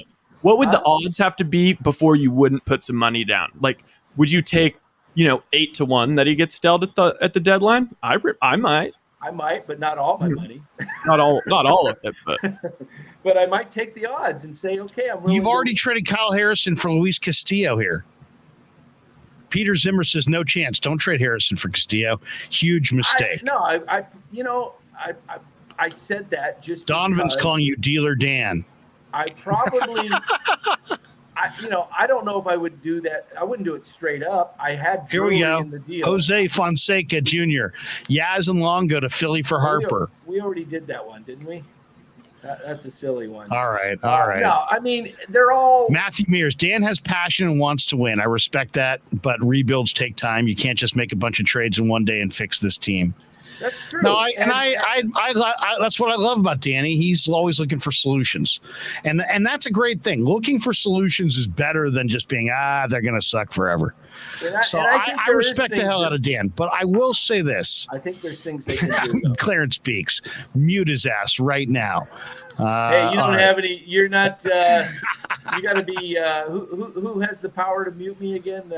Mark Graves. Mark Graves. And Mark you Graves don't have that power today. Beeks, you want that power? Send in a $49.99 donation. I'll be off the show right now. And I won't be Anonymous. Dan plays fantasy baseball too much. Do you play fantasy baseball? No, I don't. I don't either. Do you, Rye? Oh, too much work. Fantasy baseball is a ton of work compared to fantasy football. I mean, you're constantly looking at injuries, and oh my God, fantasy baseball's rough. Yeah, Mark Graves, that's my title. Jackson J. I'm loving this debate. Well, I mean, I don't know. I do think Chase is Krug's right. It's pie in the sky to say grab Soto. Of course it is. Of course it is. But you never get there unless you go and make that proposal. What about this one? Rebel 444 says a more realistic option, go get Cedric Mullins. He says, I want him and Gonzo swiping bags together. If you could do that, the trade I threw out where at least now people panned it and were like, oh my God, no. I threw out, what are the Giants? I mean, let's think logically, okay? But what does that do for the team this year? I mean, realistically, let me lay it out. Let me lay it out. Yeah, let me lay it out. The Giants don't have prospects to trade, and they don't want to sell off. So that kind of puts you in kind of a pickle, wouldn't you say? When you don't really have prospects to trade and you don't want to sell like the Rodons and the Belts, you're kind of in a tight spot. So what do the Giants have that could accelerate their rebuild? Money. And the one thing they do have, as Danny said, is they're tremendously wealthy as a franchise. They have a ballpark that's paid off. They have the Mission Rock money rolling in. They have a lot of money. Compared to most teams, the Giants are well fortified, as far as their pocketbook. Their ownership group is doing very, very well and promises to do even better in the years and decades ahead. So what do the Giants really have that other teams don't have? Money and payroll flexibility. And so what I'm saying is, and what do they need? They need an injection of life, an injection of energy. They need a gate attraction, and they need some young offensive players with some upside. So all I'm saying is Bumgarner's sitting in Arizona. They owe him $40 million. They made a mistake. They signed him to a contract they really can't afford. They're going to wind up paying that $40 million if they trade him and get anything for him. I think once they start looking at the offers, that because of where he's at and because of the contract, I don't think the offers are going to be tremendous. I really don't. I think they're going to be pretty moderate. I don't think they're going to land anybody's top prospect because they have Madison Bumgarner. So what I'm saying is, you're the Giants. You got a lot of money. Take on that $40 million. It's like somebody who's upside down in their house. You rescue them. You take over the loan. Now they're not upside down in the house. They're not looking at a bankruptcy. They're not looking at financial ruin. You just took $40 million and you have, the golden rule, those with the gold rule. Well, the Giants are the team with the gold. So you roll into Arizona and you tell Arizona's, cheap ownership group, hey, we'll take that $40 million off your ledger, but we want a couple young players for it. And they say, okay, who do you want? And I'm coming back saying, I want Pavin Smith, who's not having a good year. And I'll take McCarthy, Brandon McCarthy, who can run, play a little center field. And he's not hitting at all either. And he's in the minor leagues now. So you're taking two moderate level prospects. Pavin Smith's maybe a little bit better than that. And you're taking on $40 million. And day one, you make that trade.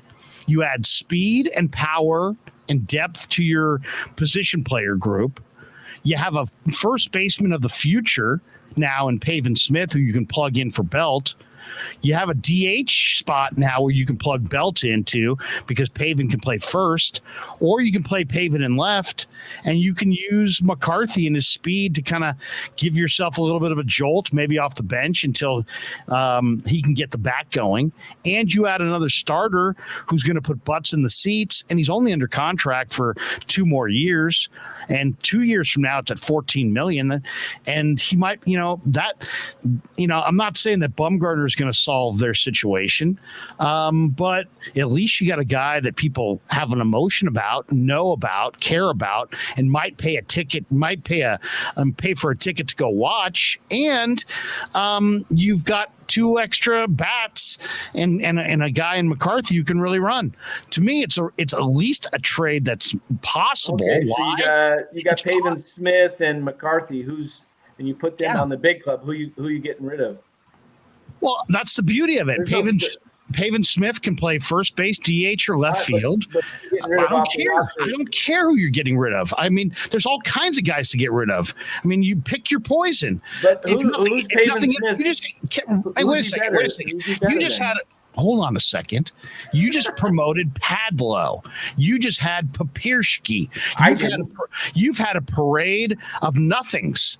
So now you're gonna look at Pavin Smith like it's a problem to have Pavin Smith. That's not a problem. That's not a problem at all. My question is, if you've got Mad Bum, I see a spot for Mad Bum, but who on the roster goes down on the present roster with everybody healthy? Where does Pavin Smith and McCarthy fit in on this team? I'm first of all, maybe McCarthy's at AAA, but Pavin Smith, I think, whose spot's he taking? Well, he could take Ruff's spot right now. Ruff's hitting .213. He could take another lefty. You're gonna remove a right-handed bat and put a lefty in, when you said they don't have. I'm not worried about right now. I'm worried about putting together.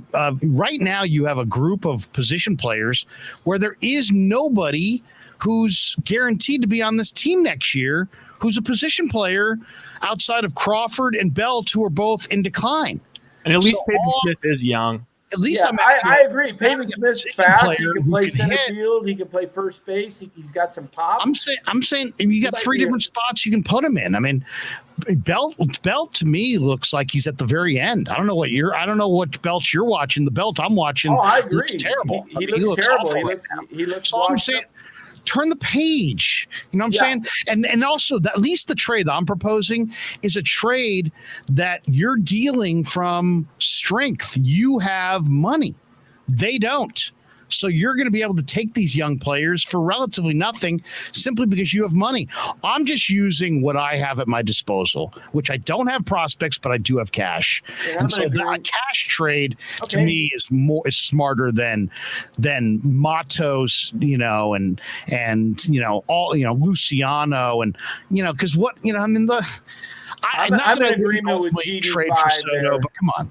GD5 says I'd get rid of La Stella first. I'm in agreement with that. Okay, La Stella's gone. Pavin Smith. I like it. Someone else says get rid of Slater. No, don't get rid of Slater if you're not going to replace him with a good right-handed bat. You don't have any right-handed bats on this team. You need Slater. You need Ruff. But Ruff, you don't need as an everyday player. Those guys are just guys, Dan. You need Slater, you need Ruff. I mean, those guys are platoon players. Exactly. You need them unless you're going to replace them with everyday players. Okay. But I mean, I've got to change the pace. I've got to change the pace. I've got to change the pace. This was something posted on the Giants Reddit page that I forgot to bring up on Friday. But it's kind of a little bit of a spin zone. I saved it in my notes, so I'm just going to read it. It's a little bit more about let's not panic on so much on the offense and look more towards the defense. Okay, I'm just going to read this because it's a good post. Repeatedly seen posts and comments focusing on the offense to explain why Giants woes, yet they're fourth in MLB in runs per game, only behind the Dodgers, Yankees, and Mets, arguably the three best teams in baseball. Yes, the Giants' run scoring has been inconsistent at times, but no one would really care if they were better at preventing runs. Case in point, no one was too concerned about the Giants only scoring 2 runs in their final 2 games against LA because they held the Dodgers to 0 runs and won the game / swept the series. The league average ERA is 4.02. The Giants are 3.99. Yet, they've allowed more than a full run per game more than the Dodgers. Poor team defense explains a lot of their struggles at preventing runs. Peripheral numbers suggest that better run prevention should lie ahead.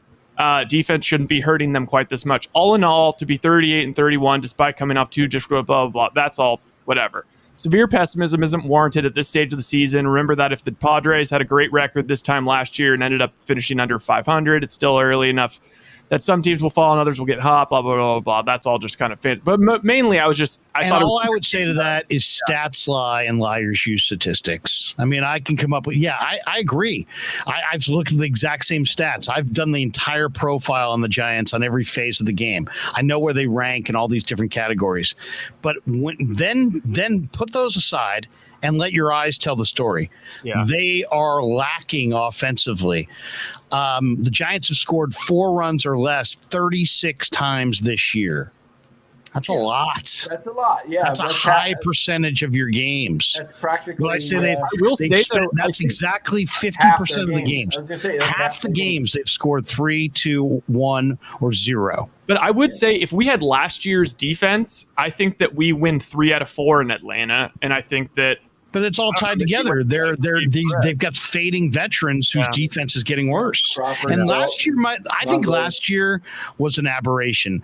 I think anybody who watched the Giants last year was keenly aware that, man, it was uncanny the number of atom balls last year. I thought last year the Giants' defense was totally propped up by their positioning, which is due to their analytics. And I'm not sure why that has burned them this year, but it clearly has. Is it Crawford's regression? Is it Longo's regression? Is it Belt's regression? Is it Posey? I'm not really sure exactly what you can point to, but the defense has been horrible. I mean, anonymous. Defense is horrible. After Crawford, the best shortstop on the roster was DeBon, who's a good center fielder too. Base running aside, was hitting when it was traded for nothing in return. Williams, good defender before he was DFA'd. Williams. Luke Williams. Yeah, he was traded to Florida, wasn't he? Was he DFA'd or traded? I thought he was DFA'd. He was traded. He was traded for that second. For Pablo? That guy you like at Diaz. Eyes on Diaz. Yeah, I think that was the deal. I think they made a deal there. But, I mean, It's not like they're never going to win again. It's just that hey, I'll it's make this not wager an right exciting now. product. It I'll really make is not. I'll make this wager right now that by the All-Star break, there'll be 10 games over 500, more than 10 games over 500. There's 6 right now. And sorry to now I don't want to now be attacking, but I'll take that bet. What are we betting? Yeah, wait. What was the bet for the Bart? The Bart over 250. I said Bart would reach 200 if he stayed on the team and he hit 10 home runs. I said he'd hit 200 for the season. I mean, here's the bottom line, though, guys. Cincinnati Reds are bad. Cincinnati Reds are one of the worst teams in baseball. Statistically, they were the worst team in baseball. Marty had the Giants going at 8-3 during this stretch. I said 6-5. I was embarrassed by the fact that I said 6-5. They're 1-2 right now, right? They're 1-2 right now, but they just lost at home two bad games to the Reds. I mean, they won Saturday, but Friday night dead. Ashcraft or whatever, he totally dominated them. I say when we let me look at the schedule real quick here, because they've got Detroit coming up for 2, and then Chicago. Jose Fonseca Jr. says this team is boring. It is boring right now. It is. And they're going through some struggles. They lost Gonzalez to injury. Now Crawford's on the IL for 10 days. This is interesting, fellas. This is total runs saved, team defensive runs saved on the year. So the Yankees are leading the majors they're plus 54 in runs saved. The Giants are minus 22. So that means their defense, a league average defense would have. Look where they are at third base. Minus 12 at third base. 12. And Longoria can't hit. He's there for his defense. Ugh. Yeah, it's bad. That's the worst in the big leagues right there. Look at that. That is the worst defensive run saved in the big leagues, third base. And Longoria's strength is that is his glove. Get rid of him. Look at left field. That's a lot of Darren Ruff. That's a lot of. Darren Ruff's bad. Darren Ruff's not a left fielder. Darren Ruff should only play left field in a pinch. Exactly. They put him out there every day. Exactly. First base. And shortstop right now, Estrada's not a bad shortstop. He's made some good plays getting rid of on charging the ball, on picking it up, got a quick release. I like Estrada in the lineup somewhere. Second base, shortstop. I think he's a good everyday player. He's not a great player, but he's more reliable than most. And this is last year. What do you think of this one? This is kind of interesting. Jose Fonseca Jr., the shifts and the swinging for the fences, the 3 results, strikeout, walk, home run, make the game boring. Where are you guys with the shift? Would you like to see the shift banned? Would you like to see the shift altered? Are you one of those people? Are you one of those people that says, you know what, I'm for the organic, hands-off, laissez-faire approach to baseball, and you know what, you don't like the shift, to stop hitting into the shift and hit away from the shift, make the adjustment. Are you in the make the adjustment crowd, or should the shift be limited or abolished? Here's my feeling on it. If it was baseball like it was in 1970s and 80s, I'd say leave it alone. Just let it happen. Because guys shifted on the stretch, Willie McCovey, all the time, right? But today it's a different game. You face a different pitcher who's throwing 98 to 100 miles an hour, and you're seeing a different pitcher almost every at bat. And they have the analytics on these guys, and they know where, he's hit 39 out of his last 100 balls hit in play. 39% went in this chart and 32% here. So they know where the guy's going to hit it. The problem is you can't do what you did in the 70s and 80s and punch the ball as easily as you could, because you saw that guy 3 times at least in a game, and he was only throwing 92. And so you're like, I can go up there and have a little more bat control. It's pretty hard to get around it at 99, 100 miles an hour and punch it where you want it. You're lucky if you see it. I mean, fellas, look at this too. This pretty much means that as far as our individual defenders go, we are a horrible defensive team. We're minus 22. We're third worst in the bigs in terms of defensive runs lost. Yet we are far and away first in runs saved due to positional shifts. So we've saved runs 24 times due to positional shifts. No one's else is even in 20, and we're still minus 22. That means our analytics are doing the job. It's just our defenders are that bad that we can't overcome it. They're slow. They're injured. They're slow. Belt's got a bum knee. He can barely move. Longoria is old, and he gets an occasional hit, and he makes an occasional good play, but he's slow. And Ruff, as Larry said, he can't play left field. He's not an everyday left fielder. He doesn't belong out there. He's a first baseman pinch hitter. That's it. He's not, there's no place to put him, and they want his bat in there because they live off of analytics, and so they say, well, left field's the only place you can put him. Oh, maybe we can stick him in right. My buddy Lou Marston in the chat. Lou, what's going on, bro? Good to see you. He says, Larry, you're speaking the truth. I appreciated it. There you go. Lou Marston. All right, the Giants got 8 games left in this 11-game stretch. They're 1-2. I looked at the schedule. I'm going to be bold here, and hopefully I don't have to eat my words. But of the next 8 games, they've got 2 with Detroit and 3 each with the White Sox and Arizona. I'm going to say they win 6 of the next 8. They go 6-2, and they'll be 10 over 500. These are crappy teams. Dan Laurie over here. Dan, they just lost 2 out of 3 at home to the Reds. And the Dodgers got swept by the Pirates at home. Baseball happens. You got to stop drinking the Marty Kool-Aid, man. No, you I'm just saying, baseball can turn it around. They're going to have Rodon and Webb go twice each in that stretch. I mean, come on, man.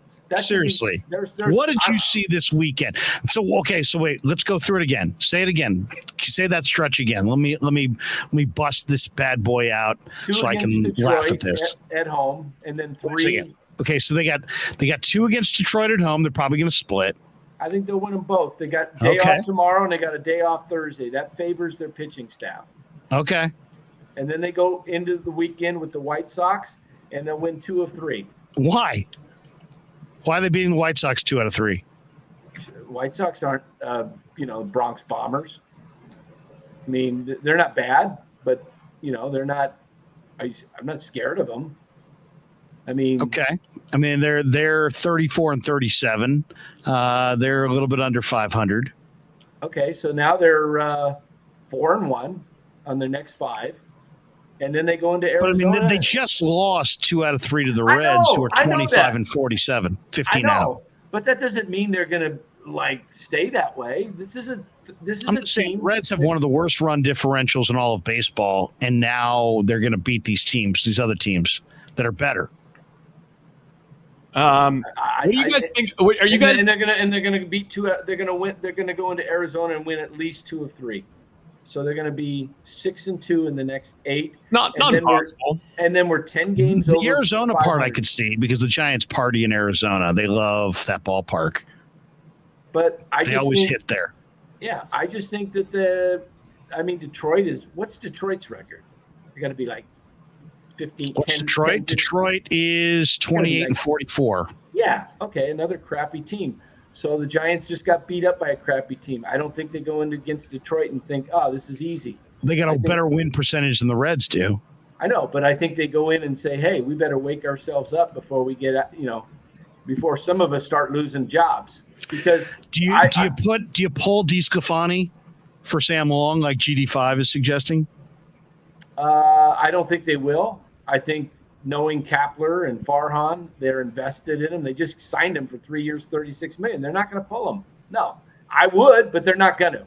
There's no way they pull him. Now, I think they will pull him. I'm sorry, I was just going to say I think they will pull him because I think the one thing with DeSclafani, the velocity's down. They'll give him one more. I don't think they're going to go too much longer with DeSclafani. That would be my guess. They'll give him his next start at least because he's coming back from injury. This is only his second start after injury. So they're going to if he does another show like he did today and he gets bombed, yeah, maybe they consider it, saying, okay, we're going to put you in the bullpen until we work it out. But they're going to give him at least one more start.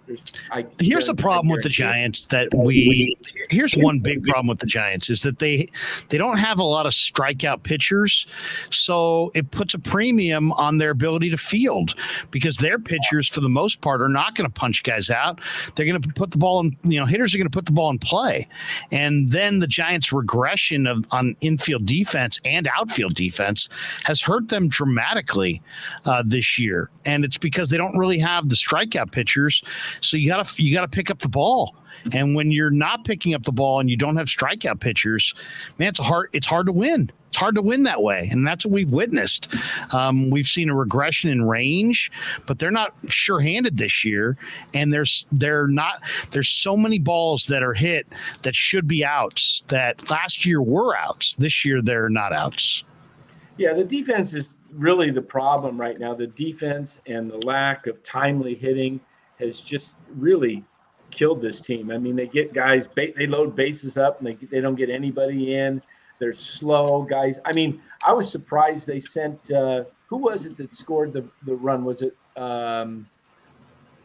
Estrada? I can't remember who was on second base on the base hit to left field, and they tested Pham's arm, and he, they were down like 10-2 at the time, or 10-1, and they went ahead and sent him and they scored. But it was like, oh, I'm glad they sent him just because they needed to be aggressive at that point. But it's like, how many times have guys been held up at third base because they lack team speed? I just want to see some, Willie Calhoun, he might be he's not going to change the trajectory of this team, but at least he gives a little bit of speed. I mean, they've got to have more speed, and that's why. The speed could coincide also with, it's not like a mutually exclusive thing. It's like we could get more speed, and that also could mean better defense. It could. That's why I would like to see the outfield consist of. I think Peterson.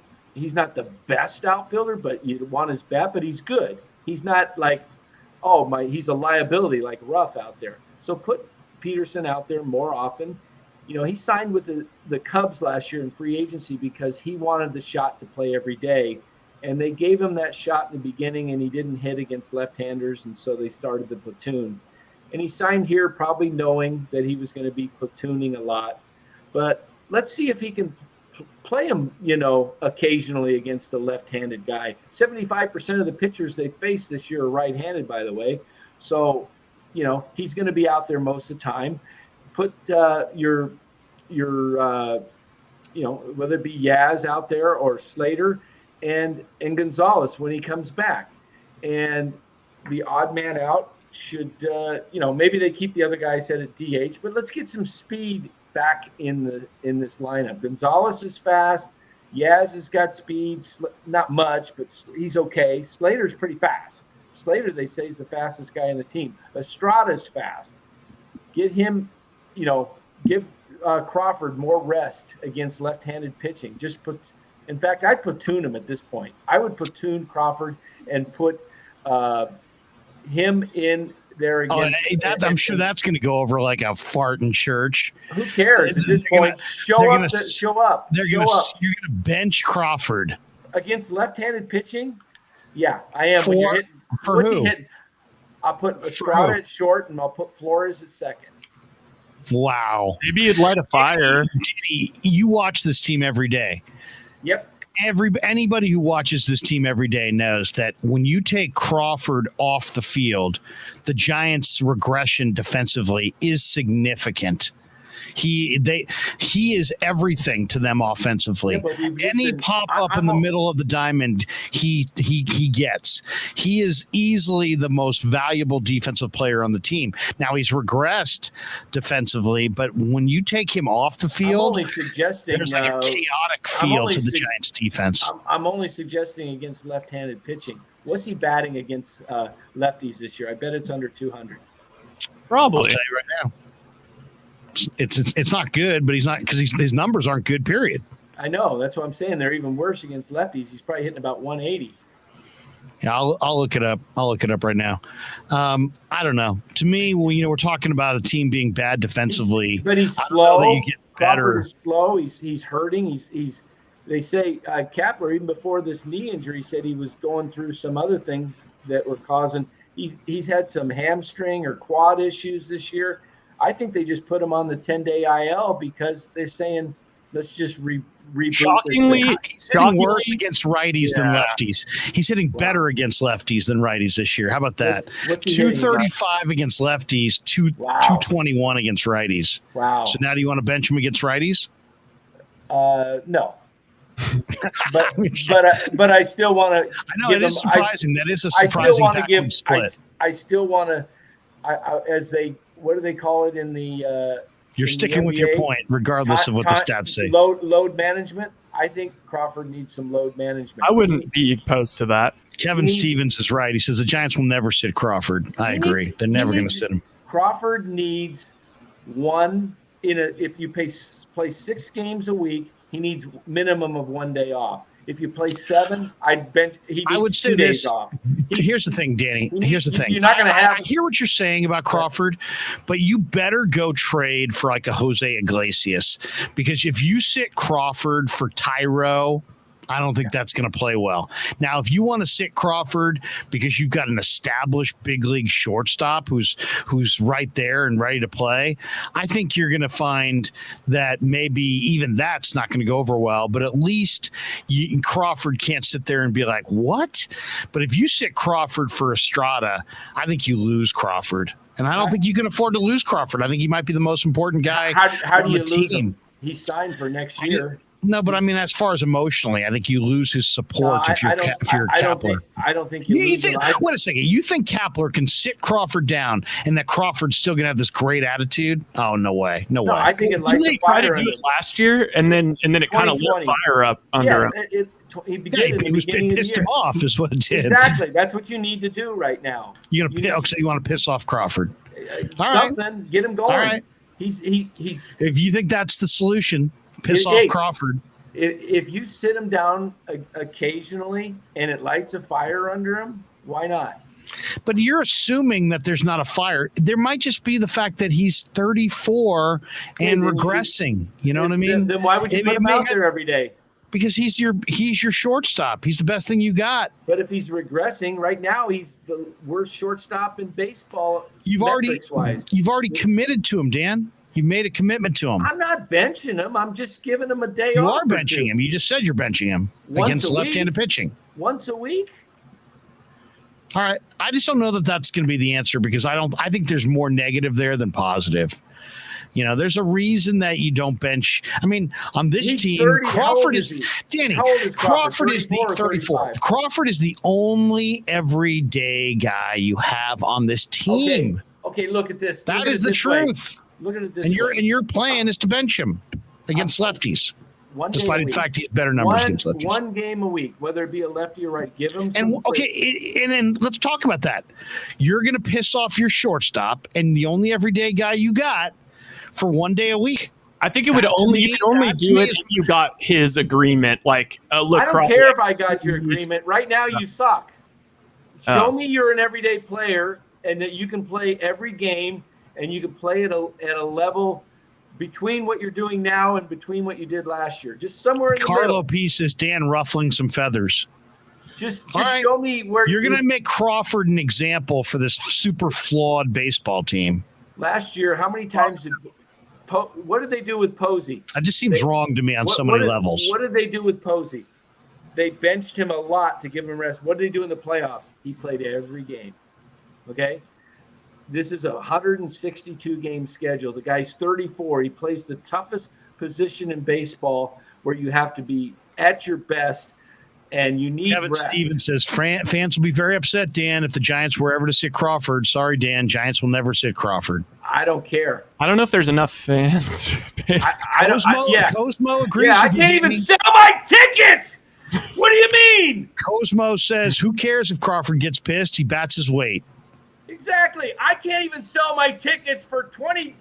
Larry, Dan pays Crawford's salary. Dan's the boss. Look, I had tickets. Who's the for boss? It's not Tony Danza. It's for the other day's game. It's Dan Coccimilgio. I sold them for $23. That's how much the fans want it, or coming out to the ballpark. I don't Romo care 2001 agrees with you. He says Crawford's been pretty bad this year. Hey, it's not that I think Crawford hasn't been bad. Crawford. I can see it too, but this is a decision. You can't. The thing is, you're making these decisions in a vacuum. They're real people, and the bottom line is, it's not like every move is like every other move. There's certain moves that if you make, you're going to have to explain yourself, and one of them is benching Brandon Crawford when you don't have his replacement ready, and you don't have somebody better than him ready to step in. You don't. Are we just strictly making this because of defense? Is that what your justification is? Because offensively, I can justify all day long why he shouldn't be in there every day. But if you're talking defense, is that your justification why they shouldn't bench him? I mean, it's how's a guy like that any different than? And I'm not talking about benching him. I'm talking about one game a week. But exactly? Why would you piss off a player that you need for 1 day a week? A rest day. That would be my argument. That would be my argument right there. What's to be gained by upsetting Crawford? I mean, Dan, if you have somebody better, but we're talking about a team that's already bad defensively, and you're making them worse. I don't see Estrada as a horrible replacement at short. I think Dan's argument is that if you take him out, Flores is now playing second for La Stella. And they are worse. Flores can play second. Yeah, and Flores is not a good defensive player. So you're not better. You're worse defensively. And let's be honest, we all watch this team. We've all seen what this team looks like when Crawford's not on the field. It's like they don't know how to play defense at all. I mean, they are noticeably more ragtag when he's not out there, at least in my eyes. Dan, is this kind of your point? Is like, okay, yes, they'd be worse defensively if they took him out, but if you put Estrada in there once a week, then maybe all the other games that week, Crawford's defense would be better than it normally would. He's going to be fresher. He's going to be fresher. So on the whole, you could maybe make the argument that he's would. 34 and he's hitting 220 something for the season. And how many home runs does he have? Like 4, 5? He has like 6. I mean, he's not doing anything tremendous that another guy. I'm talking 1 day a week. If you're going to play Crawford 160 games a season, you're going to wear him out. You're going to wear him out. He's not. I mean, I basically agree with that, Dan. I'm just saying that if you're really going to sit him down, you better have a better plan. And to sit him down, I'm resting you today for the betterment of the team, because we need you, and we're making a playoff run. And we want you fresh so that you're ready to go every day in the playoffs. Hey! Is that true? I don't know. Is that true? Let me double check that if that is true. We were closing in. We've been closing in on 5,000. Lots and lots of people have hit me up on Twitter. Lots of people in the chat. A lot of dialogue here for sure. It says subscribers. Oh, that's a cool. Let me double check that. Let me double check the 5,000. Yes, we are at 5,000. Wow. So let me just take a brief time out to say thank you. Right? I want to say thank you. I want to say thank you to Dan. I want to say thank you to Ryan. I want to say thank you to Len Dempsey, who you guys don't see, but has been a big part of the Krueg Show channel. Massive. I want to say thank you to every single person in that chat. And just some of the club members right now. Mark Graves. He says, my counter says 5K. Mark, I'm clapping for you, man. Mark, are we thinking of you for 5 times? How many times has Mark or Tom Pierce said to the people in the chat, hey, Romo like and subscribe? 2001. Romo 2001, where are you? Right here. Congrats on 5,000, Larry, Ryan, Dan. Hey, congrats to you too, Romo 2001, because you know what? You've been a big part of this. We've been doing this for roughly 3 months. Mark Graves, sausages for everybody. What's that? Yeah, Mark Graves. Sausages for everybody. Hey, it's Wait a second. Sausage Wait a is second. It wouldn't be a show. We grew up with a Sunday dinner. Thank you Hey, and it's Sunday, too. Pasquale. It's Thank you AU to Casey Sunday. Bateman from Telmetrics. Thank you to Dan Coccimilgio from Dan Coccimilgio, Retirement Planning Services, smartmoney.com on the web. Thank you to the sponsors who believed in this. Thank you to all the people in the chat who have been there for us really since we've been doing this. Matthew Mears, Mark Graves, Romo 2001. Anonymous, all the different people who have joined the club, which you can Chardall, all the different people who have joined all of our different live streams. I've sat down with Grant Napier. We've had Larry Harris on the show. We've done a lot of post games. We've done post game warriors.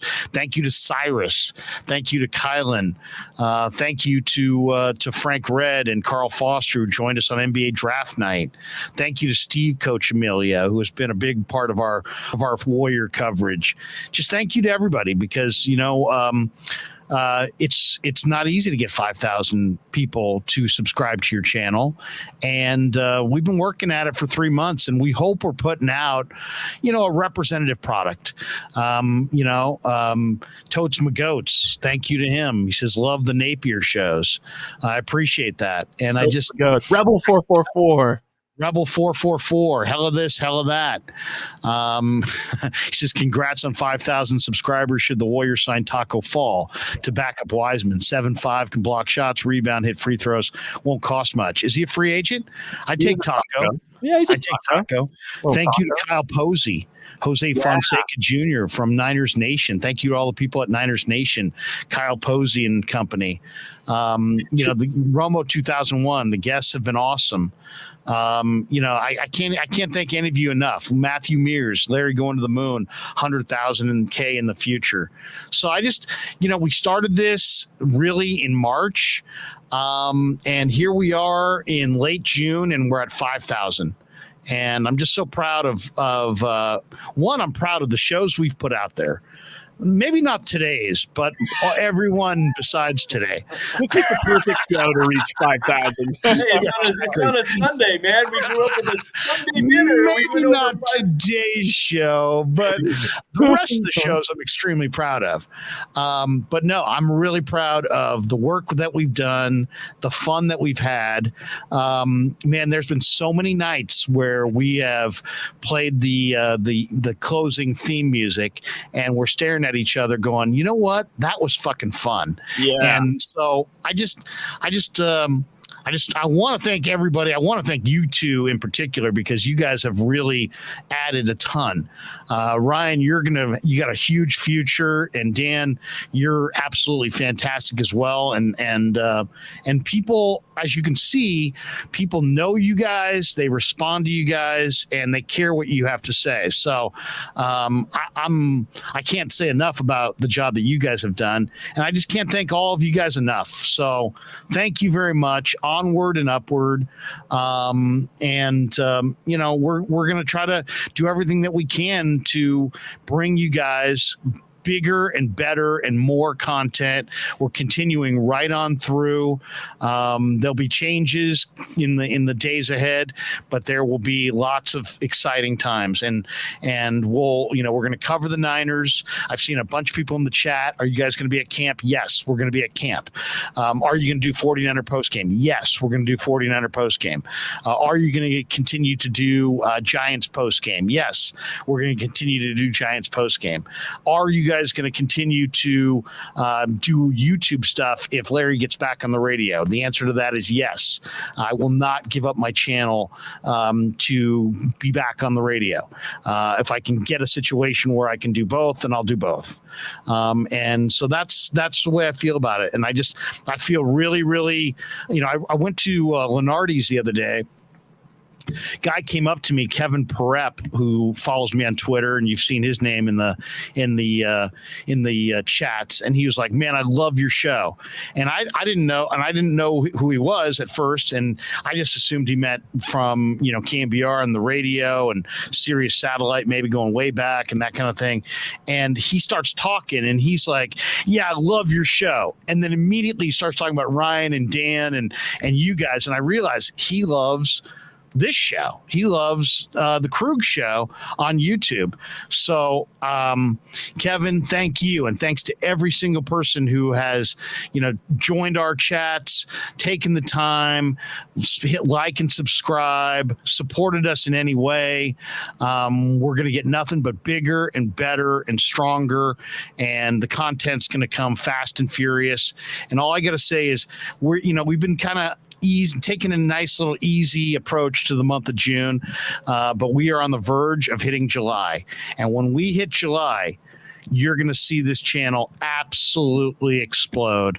I'm going to bring more Niner content to the table once camp starts than you have ever seen in your life. And that includes other media people, other people on YouTube, people that are big on Instagram, players, coaches, executives, you name it. We are going at it full bore. And I just want to thank all of you guys. And Vicki Brown is now a member as well. And Vicki, thank you for being a member. She said, "Great job, guys." And Cosmo, KMBR made a huge mistake. Yes, they did, Cosmo. And we're going to prove that. Even you think you feel that way now, you're going to be, lots of people are going to be saying that in about a month from now. So I just want to say that I'm loving this. I thought I would love it, but I love it that much more. And these two guys, I love talking sports with these guys. And they're as good as any guys I've ever worked with as far as professionalism, knowing what they're talking about, doing their research, passion with their points. These two guys are really, really good. So Cosmo says the Krueg crew. I'm ready to run through a brick wall. Yeah, I mean, seriously, this guy's saying KMBR hasn't been any good for years. I don't want to focus on ripping them. They can do what they want to do. Everybody makes decisions and we all live with it. But you know what? I found this thing. I found these guys. I have the best team in YouTube, and we are about to explode. And Andrew Berkey throws in $4.99, and I'm not sure why, but Andrew, fist in the air, thank you for that. And I love it. I love this show. I look forward to it. These guys make me laugh. We argue, but we love each other. And Andrew says, "Keep it up, guys. We appreciate that." Cedric Van Pelt, your show is cool because you don't dick around with sports talk with a few political opinions ingrained or Hollywood fluff. It's strictly sports, and that's what it's all about. We don't talk about political stuff, not because none of us have political opinions. We do. But you know what? You don't care about them, and I don't care about them, and I don't care what you think about politics. I don't care if you're a right winger or a left winger. I don't care if you agree with me or disagree with me, or we are in lockstep or you're diametrically opposed. I don't care, because ultimately the kind of sports talk radio that I grew up with was, let's have fun. Let's talk. Let's celebrate the things that make us similar instead of highlighting the things that divide us and resent one another. And I think that's kind of a message that I believe strongly in. So that's why, like, if you heard me on KMBR, you heard me on Sirius XM, you're hearing me here. The one consistent pattern that you never hear is you never hear me go political or racial or religious or any of those things. And it's not because I don't have opinions. It's because this isn't the forum for them, in my opinion. And I'm bringing you guys sports. And that's strictly about sports and fruit and a little bit of cars. Yeah. Sports and fruit and food and cars and muting Dan. And invitations of some of our callers. Anyway, man, I just wanted to say thank you to everybody. And I know I'm going on and on and on and on and on, but can we give a shout out to one of our earlier callers, viewers who saw this coming and said, "This is the future." Thank you, Jay Hutch. Thank you. Yeah, Jay. I agree with this one wholeheartedly. Nick J. Sports is about all that brings people together. That's what it is about. Totes my goats. Politics sucks ass. I mean, you know what it is? Is I had a person come up to me when I was first getting started, and they said, "You know what? I love to talk. I love to listen to sports talk." And this was a person who was like a regular KGO political talk person, right? And the person was like, "Hey, I love sports talk." And I'm like, "Why is that?" And at the time, the person was like, "Because it's a refuge from all of the reality of the world, and we can talk about that stuff, and it matters more. God knows, especially what's gone on in the last week. It all matters way more than the Giants and their outfield, or the Warriors and their parade, or the draft. You know what I mean? We all know that, but it's not." This is where you come as a diversion from that. And so when you get here, I want you to feel like this is an open forum to talk sports and to have a good time, and nothing's going to get solved here. And we're not going to cure cancer, and we're not going to make the world a better place or anything. We're just going to give you our opinions and try to entertain and have a little fun. And I just want that to be the way it is. So, thank you to everybody, by the way. And another one here, Jaguayo 56, $5. Congrats on 5,000 subs. You gentlemen always keep it 100. Always have fantastic guests. Always have great conversations. Keep it up, faithful. And I had a guy send me a thing, and I sent it to Ryan. I didn't send it to Danny, but a guy basically hit me up on DMs on Twitter and was like, "Yeah, Colin Cowherd and you are my favorite shows on YouTube." And I was like, "Whoa, our favorite shows on the internet." And I was like, "Wow, this is really cool that that we've only been doing this since March, and we're somebody's favorite show." So you know what? I just can't be prouder. Romo 2001. There are shows for politics and shows for sports. Great point, Larry. Anyway, I don't want to get into. We're not a woke crowd. We're not going to try.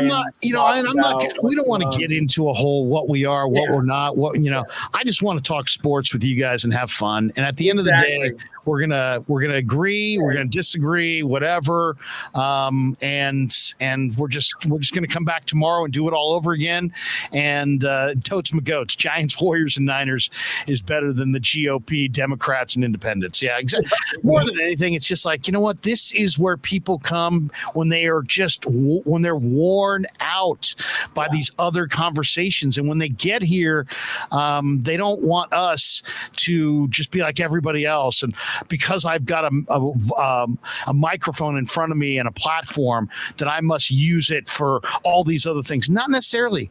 We're using our platform to talk about sports and to try to entertain. Exactly.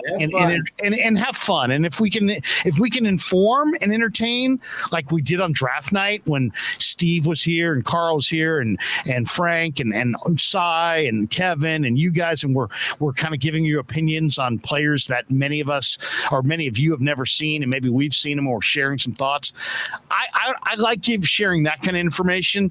But more than anything, I just want a place where you can come at the end of the Warrior game, at the end of the Giant game, at the end of the Niner game, at the end of whatever, and talk in kind of like a barroom setting with guys you kind of know, guys you kind of like, guys you kind of, feel like you're invested in.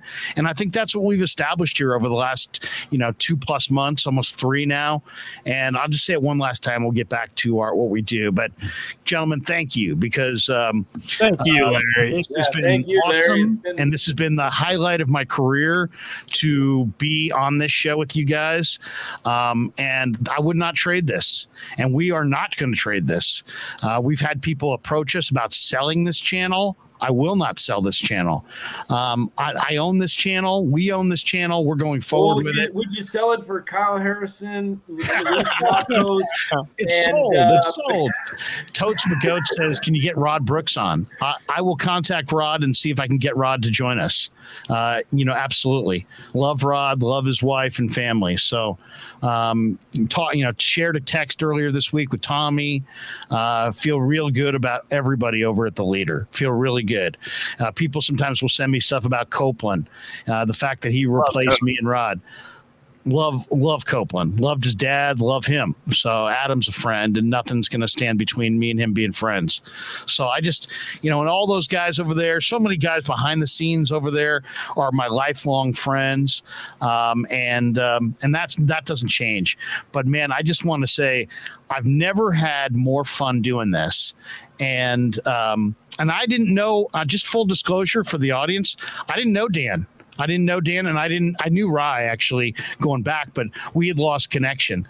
So, the fact that we are together on this show, and I think there's great chemistry, that's all just organic, and it's a ton of fun. And when the game's over, I'm not sitting there going, damn, I got to go talk sports with Dan and Rye. And I'm like excited. And that's why, I don't know that, how many times, and Dan and Rye know this, how many times we've sat down and said, hey, we're going to do an hour tonight. Oh, Friday night. 90 minutes tonight. Yeah. And then we wound up doing double that or triple that. We've gone 4 hours, 4.5 hours.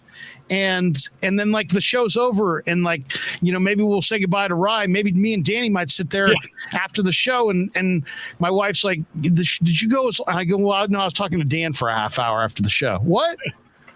So I'm loving this, and I love all the people in the chat and all the people who have supported us and all the kind words, and especially Dan, who's a sponsor, especially Casey Bateman, who's a sponsor.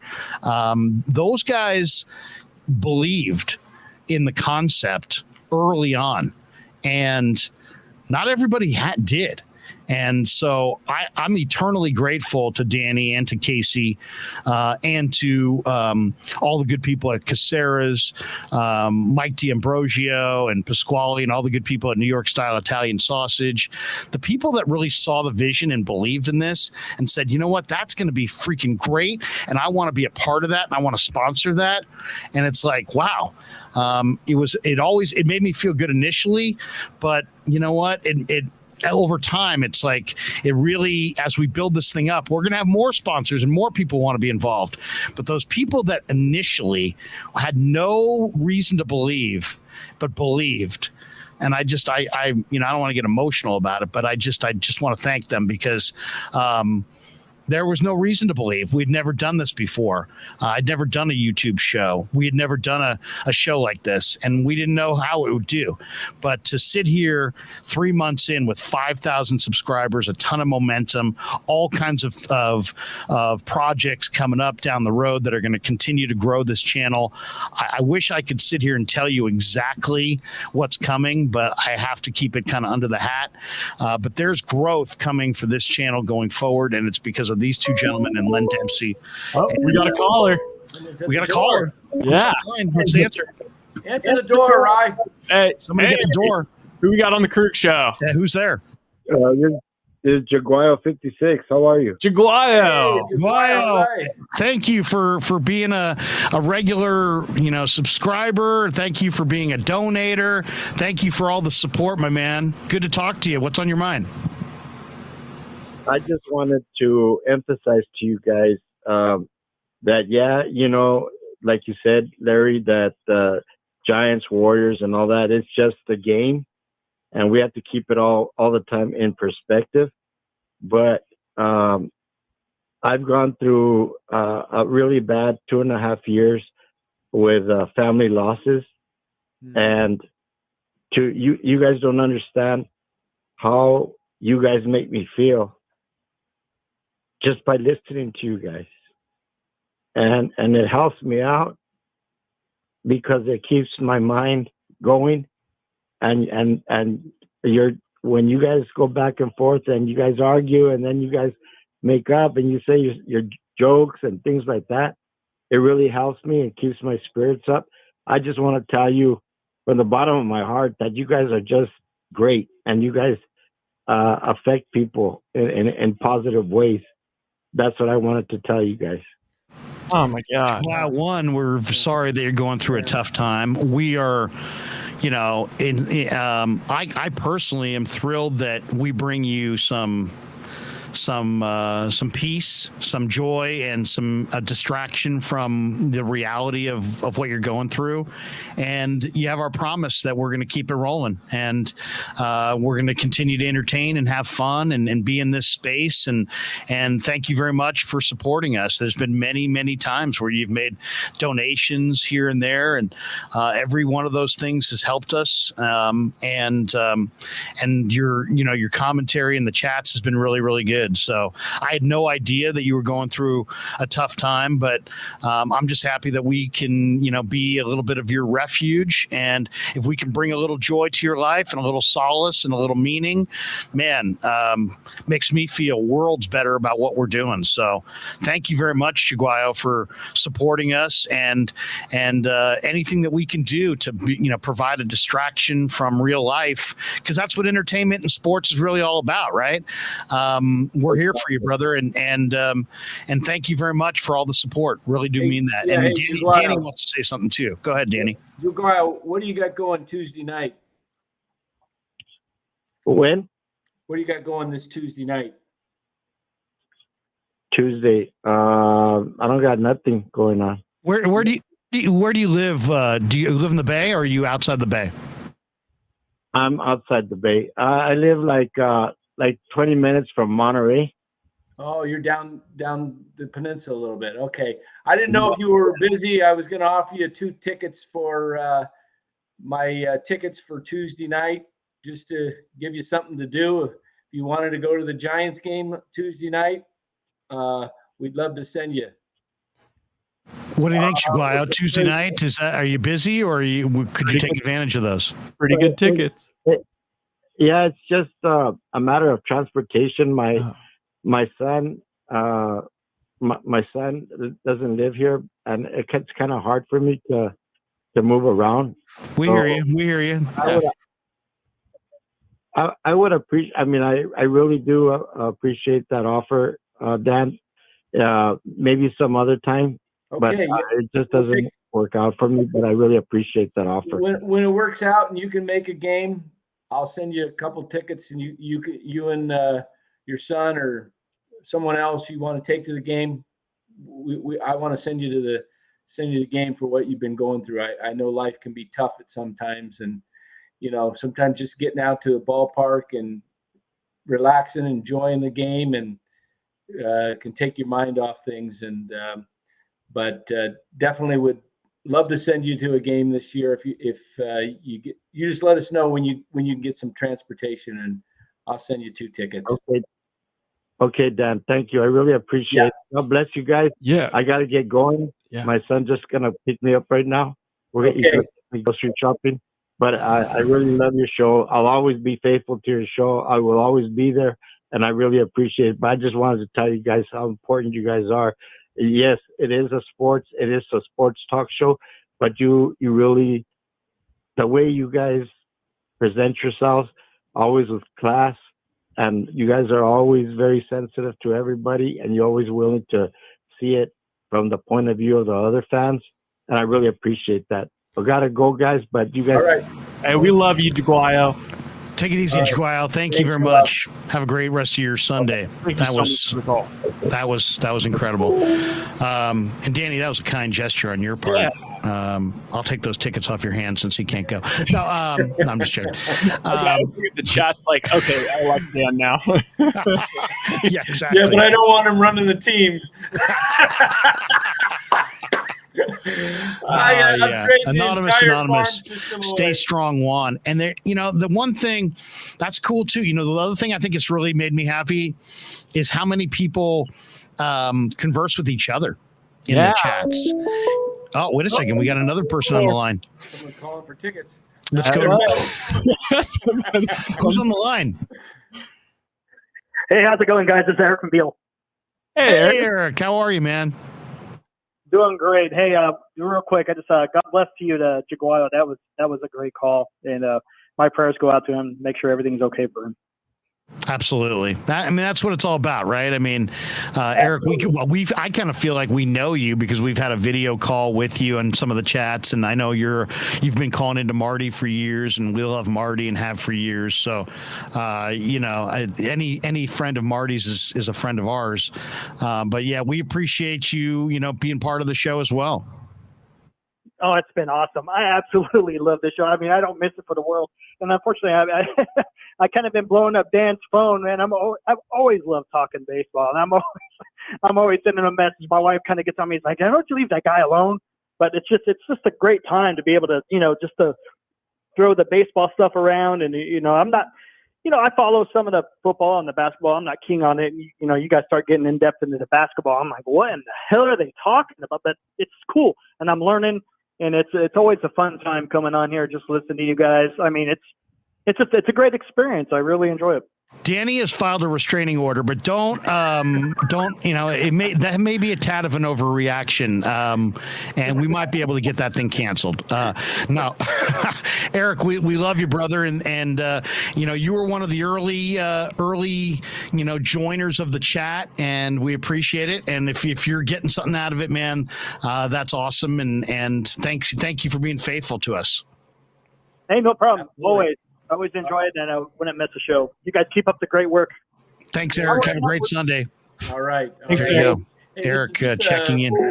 Kind of what you were talking about, Larry, about how we try to just keep it sports and keep it entertaining and life.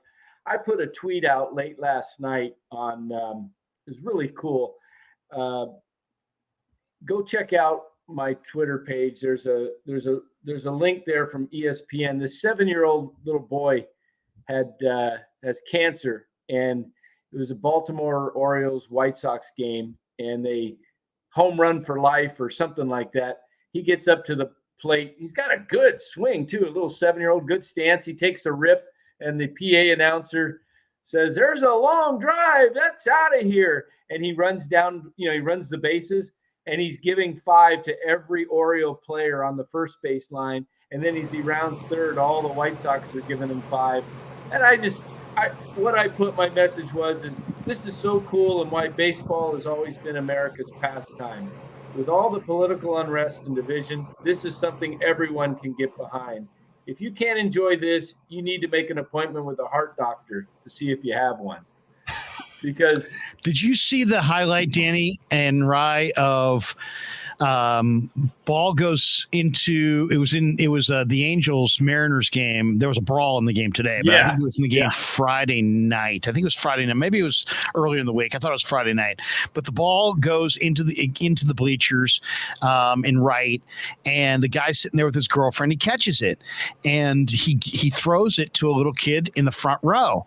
Yeah. And the kid's like all jacked, and he's looking at his dad. "Dad, that guy gave me the ball." Yeah. He's all happy. Yeah. And then the game continues, and somebody hit another bomb, and it dropped right into the kid's lap. The kid realized he had two baseballs in his hands, and he turned around and he looked for the guy, and he quickly threw it to the guy. And the guy he threw it to was probably 20 or 22, and he's sitting there with his girlfriend. And you can see his girlfriend kind of covers her mouth, like, "Oh my God, I'm going to cry," kind of a, both of them got the ball. Yeah. Yeah. Well, I mean, that right there is kind of what it's all about. That's kind of what it's all about, I think. And it just seems like people at baseball games get it. You know what I mean? That's really cool. Anyway, I just, I don't know how much longer we want to go tonight. We've already gone for 2.5 hours, and I still get a barbecue, a tri-tip. Yeah. Speaking of, I got a little tri-tip going on the grill tonight. Nice. Oh, that's awesome. Yeah, I got a little asparagus. Oh, now that with some garlic and some olive oil and some what else do we got going? I think we got one of those little bread rounds that's super soft from like Lenardi's. Just put that thing in the oven. Is it a Lenardi's tri-tip? Yes. Yes. Lenardi's tri-tip, and I like to get it nice and crunchy on the outside, but but still have it nice, be pink in the middle. You know what I mean? Yeah. So I love so the kid, and the kids went to the pool with me, so they're all tired and want to eat. But we get this one from Carlo P. Says, I drove to San Francisco and back to Salt Lake City last week. Wow. I get really bad anxiety while driving at times, and you guys helped greatly. Listen to live shows and replays the whole way. Also, my 9-year-old son loves the show. Carlo donates $10. Carlo, thank you very much for that. Thank you very much for that. Kevin Stevens says, parties at Larry's house. Yeah, exactly, Kev. That's yeah. Any good beverages? We got a little Pliny going. Cedric Van Pelt. The one thing that I took from Tolbert is only drank the best beers. Tolbert turned me on to the Pliny's. I really hadn't had Pliny the Elder, and now I'm like a strict Pliny drinker. You have any fruit with that? Yes. Last night we cut open a watermelon, did the whole watermelon. We had a big group of people last night. Take my advice and find one with the little yes, looking for a little yellow spot and some indentations. Yeah, the little looks like brown little indentations. Was it exactly? I said to my wife, Dan Coccimilgio has told me how to pick out watermelons. Was it a good one? She it was incredibly sweet. It was like one of those. It was one of those watermelons that like it was just so sweet, it was so good. Yeah, so we had that, and then who doesn't love like al dente? You can't overcook them, but if you can go al dente asparagus with a little garlic and olive oil, it's just so damn good, Romo 2001 says scars. Yeah, scars they look like scars. Yeah, that's what he said. I was at the local Trader Joe's, right because directly after we did, that was our main big fruit show, and then I immediately big fruit show. I think I said I had to go because, in the post show, I was like, I have to go because I have to get to Trader Joe's before it closes, and then I was in there, and I felt like I was like the coolest guy in the world because everyone's just all of a sudden I'm the guy that's looking at all the watermelons. I'm knocking on them. I don't know what I'm really doing, but I do see people knocking on them, and I'm always like wondering, what are you waiting for? Are you waiting for a knockback, or were you like a little thud sound, like a it's kind of like a thud sound. Right. I'm pretty good at watermelons, but one thing I'm terrible at is when I knock on the walls, I'm trying to hang something, I always miss the dang stud every stinking time. Have you ever bought a stud finder? Yeah, and they don't work for me. Really? I don't know why. I'm like moving it along the thing. Digital stud finders usually work really, really good. I don't know. I inevitably miss it by just a quarter of an inch, and then move it. It's like, I don't know. It's just something that. Guys, let's do this. Let's first of all, let's check in with Faith, or let's check in with Buster and Faith. Oh, guess where see Faith how they're is. looking. Where do you think Faith is, Ryan? Right there. Oh, look at that. Look at that. Faith is loyal. Where's Buster? Buster!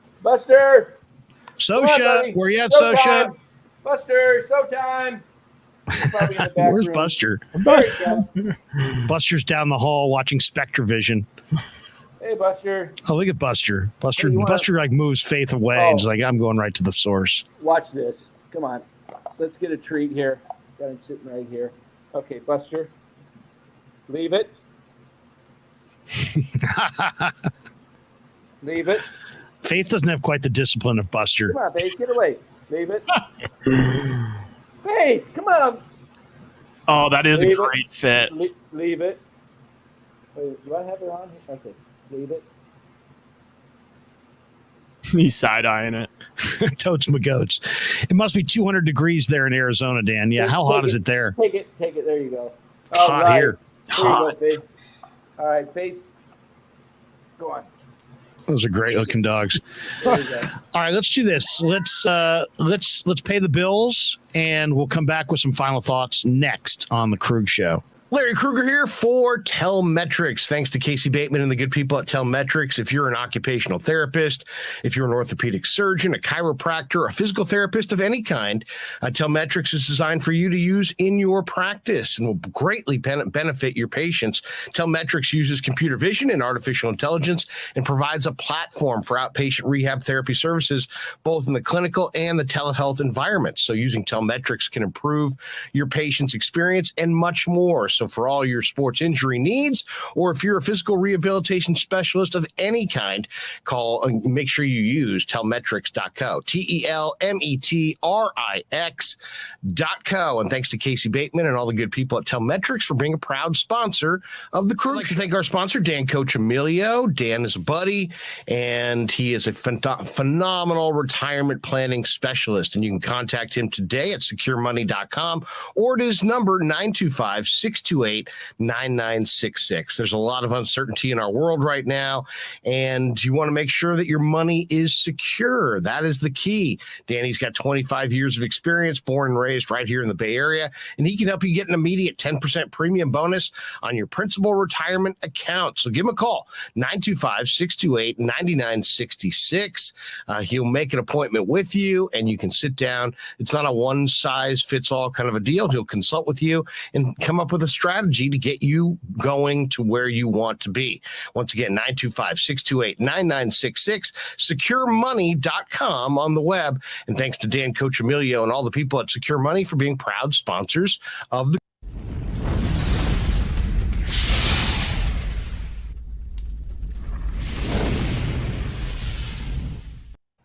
And thanks to Tony Cassera and the good people at Cassera's Italian Menswear. They are housing the Krueg Show t-shirts, and they're a proud sponsor of the show as well.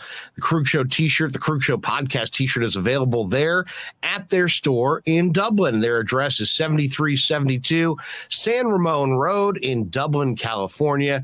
And go see Tony Cassera and get yourself a Krueg Show t-shirt and support the show. And special thanks to our sponsor, New York Style Italian Sausage. That's right, NewYorkStyleSausage.com is their website. Phenomenal product, whether it's the breakfast sausage, the Italian mild, the Italian spicy, the chorizo. You cannot go wrong with New York Style Italian Sausage. Once again, NewYorkStyleSausage.com, often imitated, never equaled.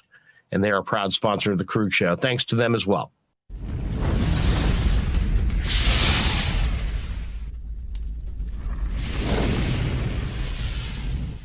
We grew up with a Sunday dinner. That means no matter how busy you were, no matter where the hell you were, you came to dinner on a Sunday night. Yeah, Sunday dinner without sausage, it's like a church without God. You know, how can you go to church if you don't believe in God? You know, and along with the sausage also became the discussions. That was discussion night. You know, it wasn't a typical family that you sit there and you're quiet, you know, and you don't talk with a mouthful. Oh no, man. Italians talk when they're eating. Italians even talk when they're sleeping. And definitely we talk with our hands. So if we can't express it through our mouth, through our lips, we express it with our hands. So, and that's what sausage is, really. It's an expression, you know, that life is good.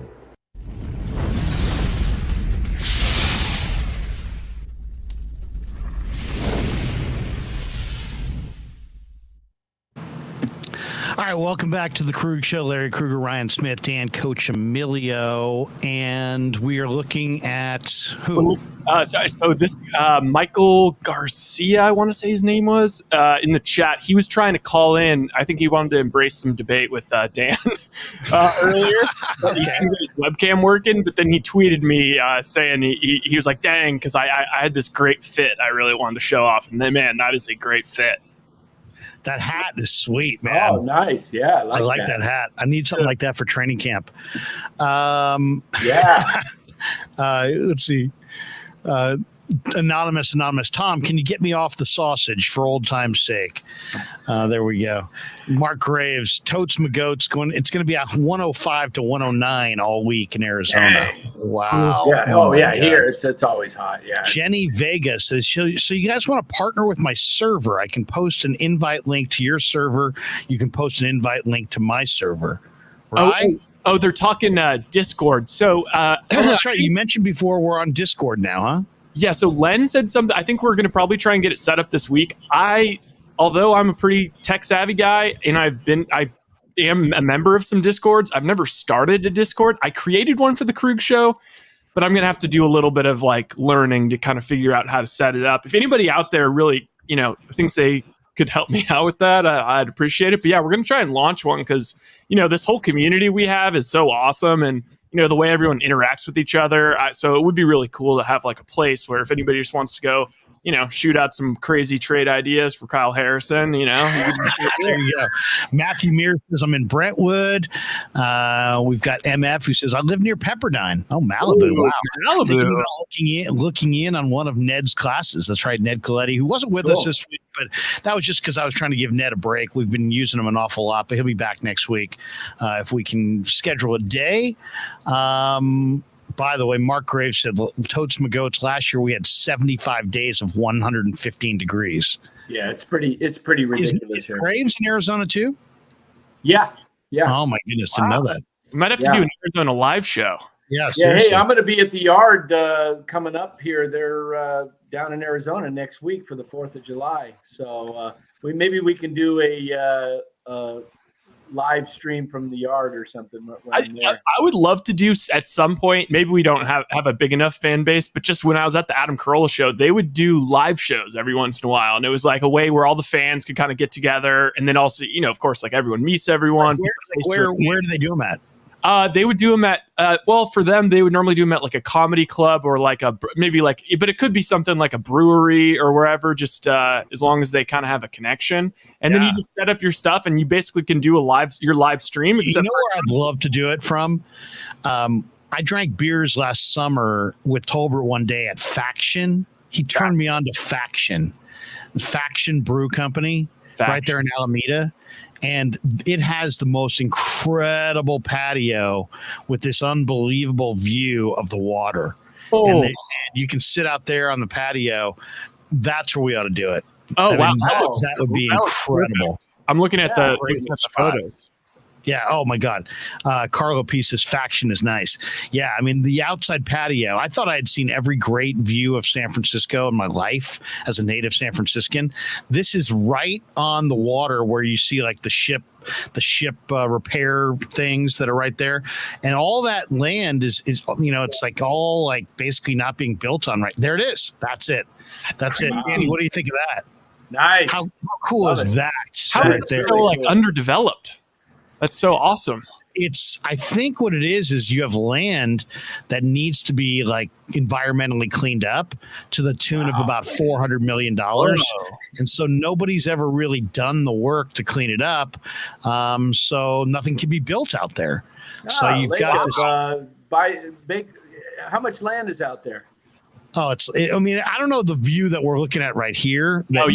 I'm scuttling. That looks like further back, but the first view that Rye showed, yeah, I mean, you're sitting out there. Imagine like these tables, and we're sitting out there, and we're just drinking beers, and look at that. That's it right there. I mean, just on a perfect sunny day. And you sit out there and you have a few beers, and the food's great, the beer's incredible. We'll have to head out there and do that. Yeah, that would be the spot. Sunday night on discussion night, Yeah, Romo 2001 says Faction is on an old naval base.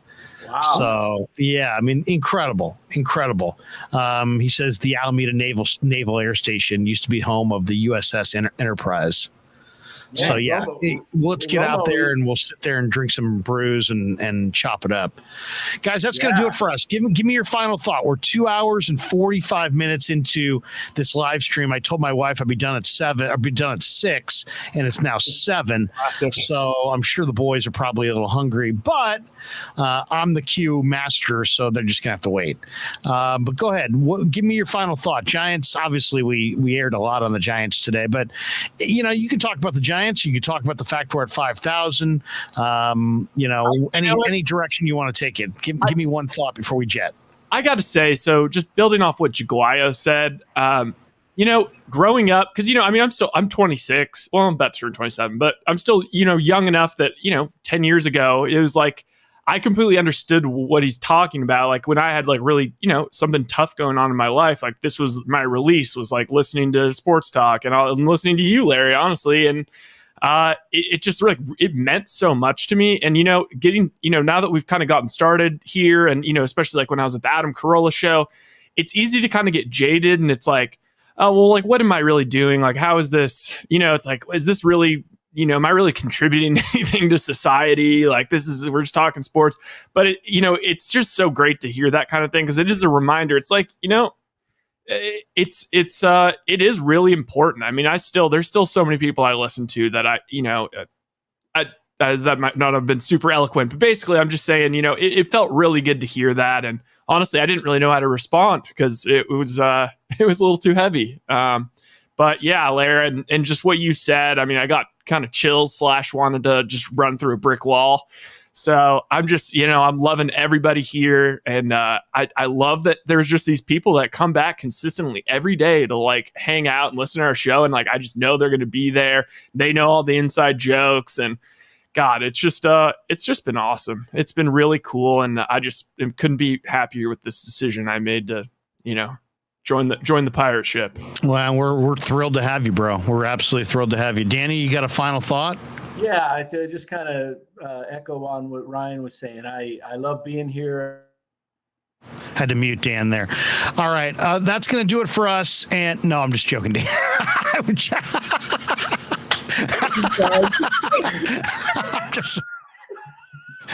Go ahead, Dan. Just a look on Dan's face as he's muted in the final.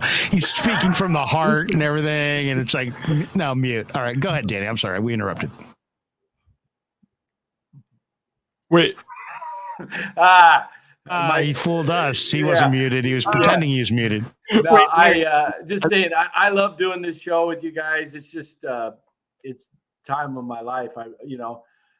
Something I always wanted to do growing up. I went to college to get into radio and just decided, it was not going to be able to put any food on the table for the family. Being in my 20s, I was going to have to go through some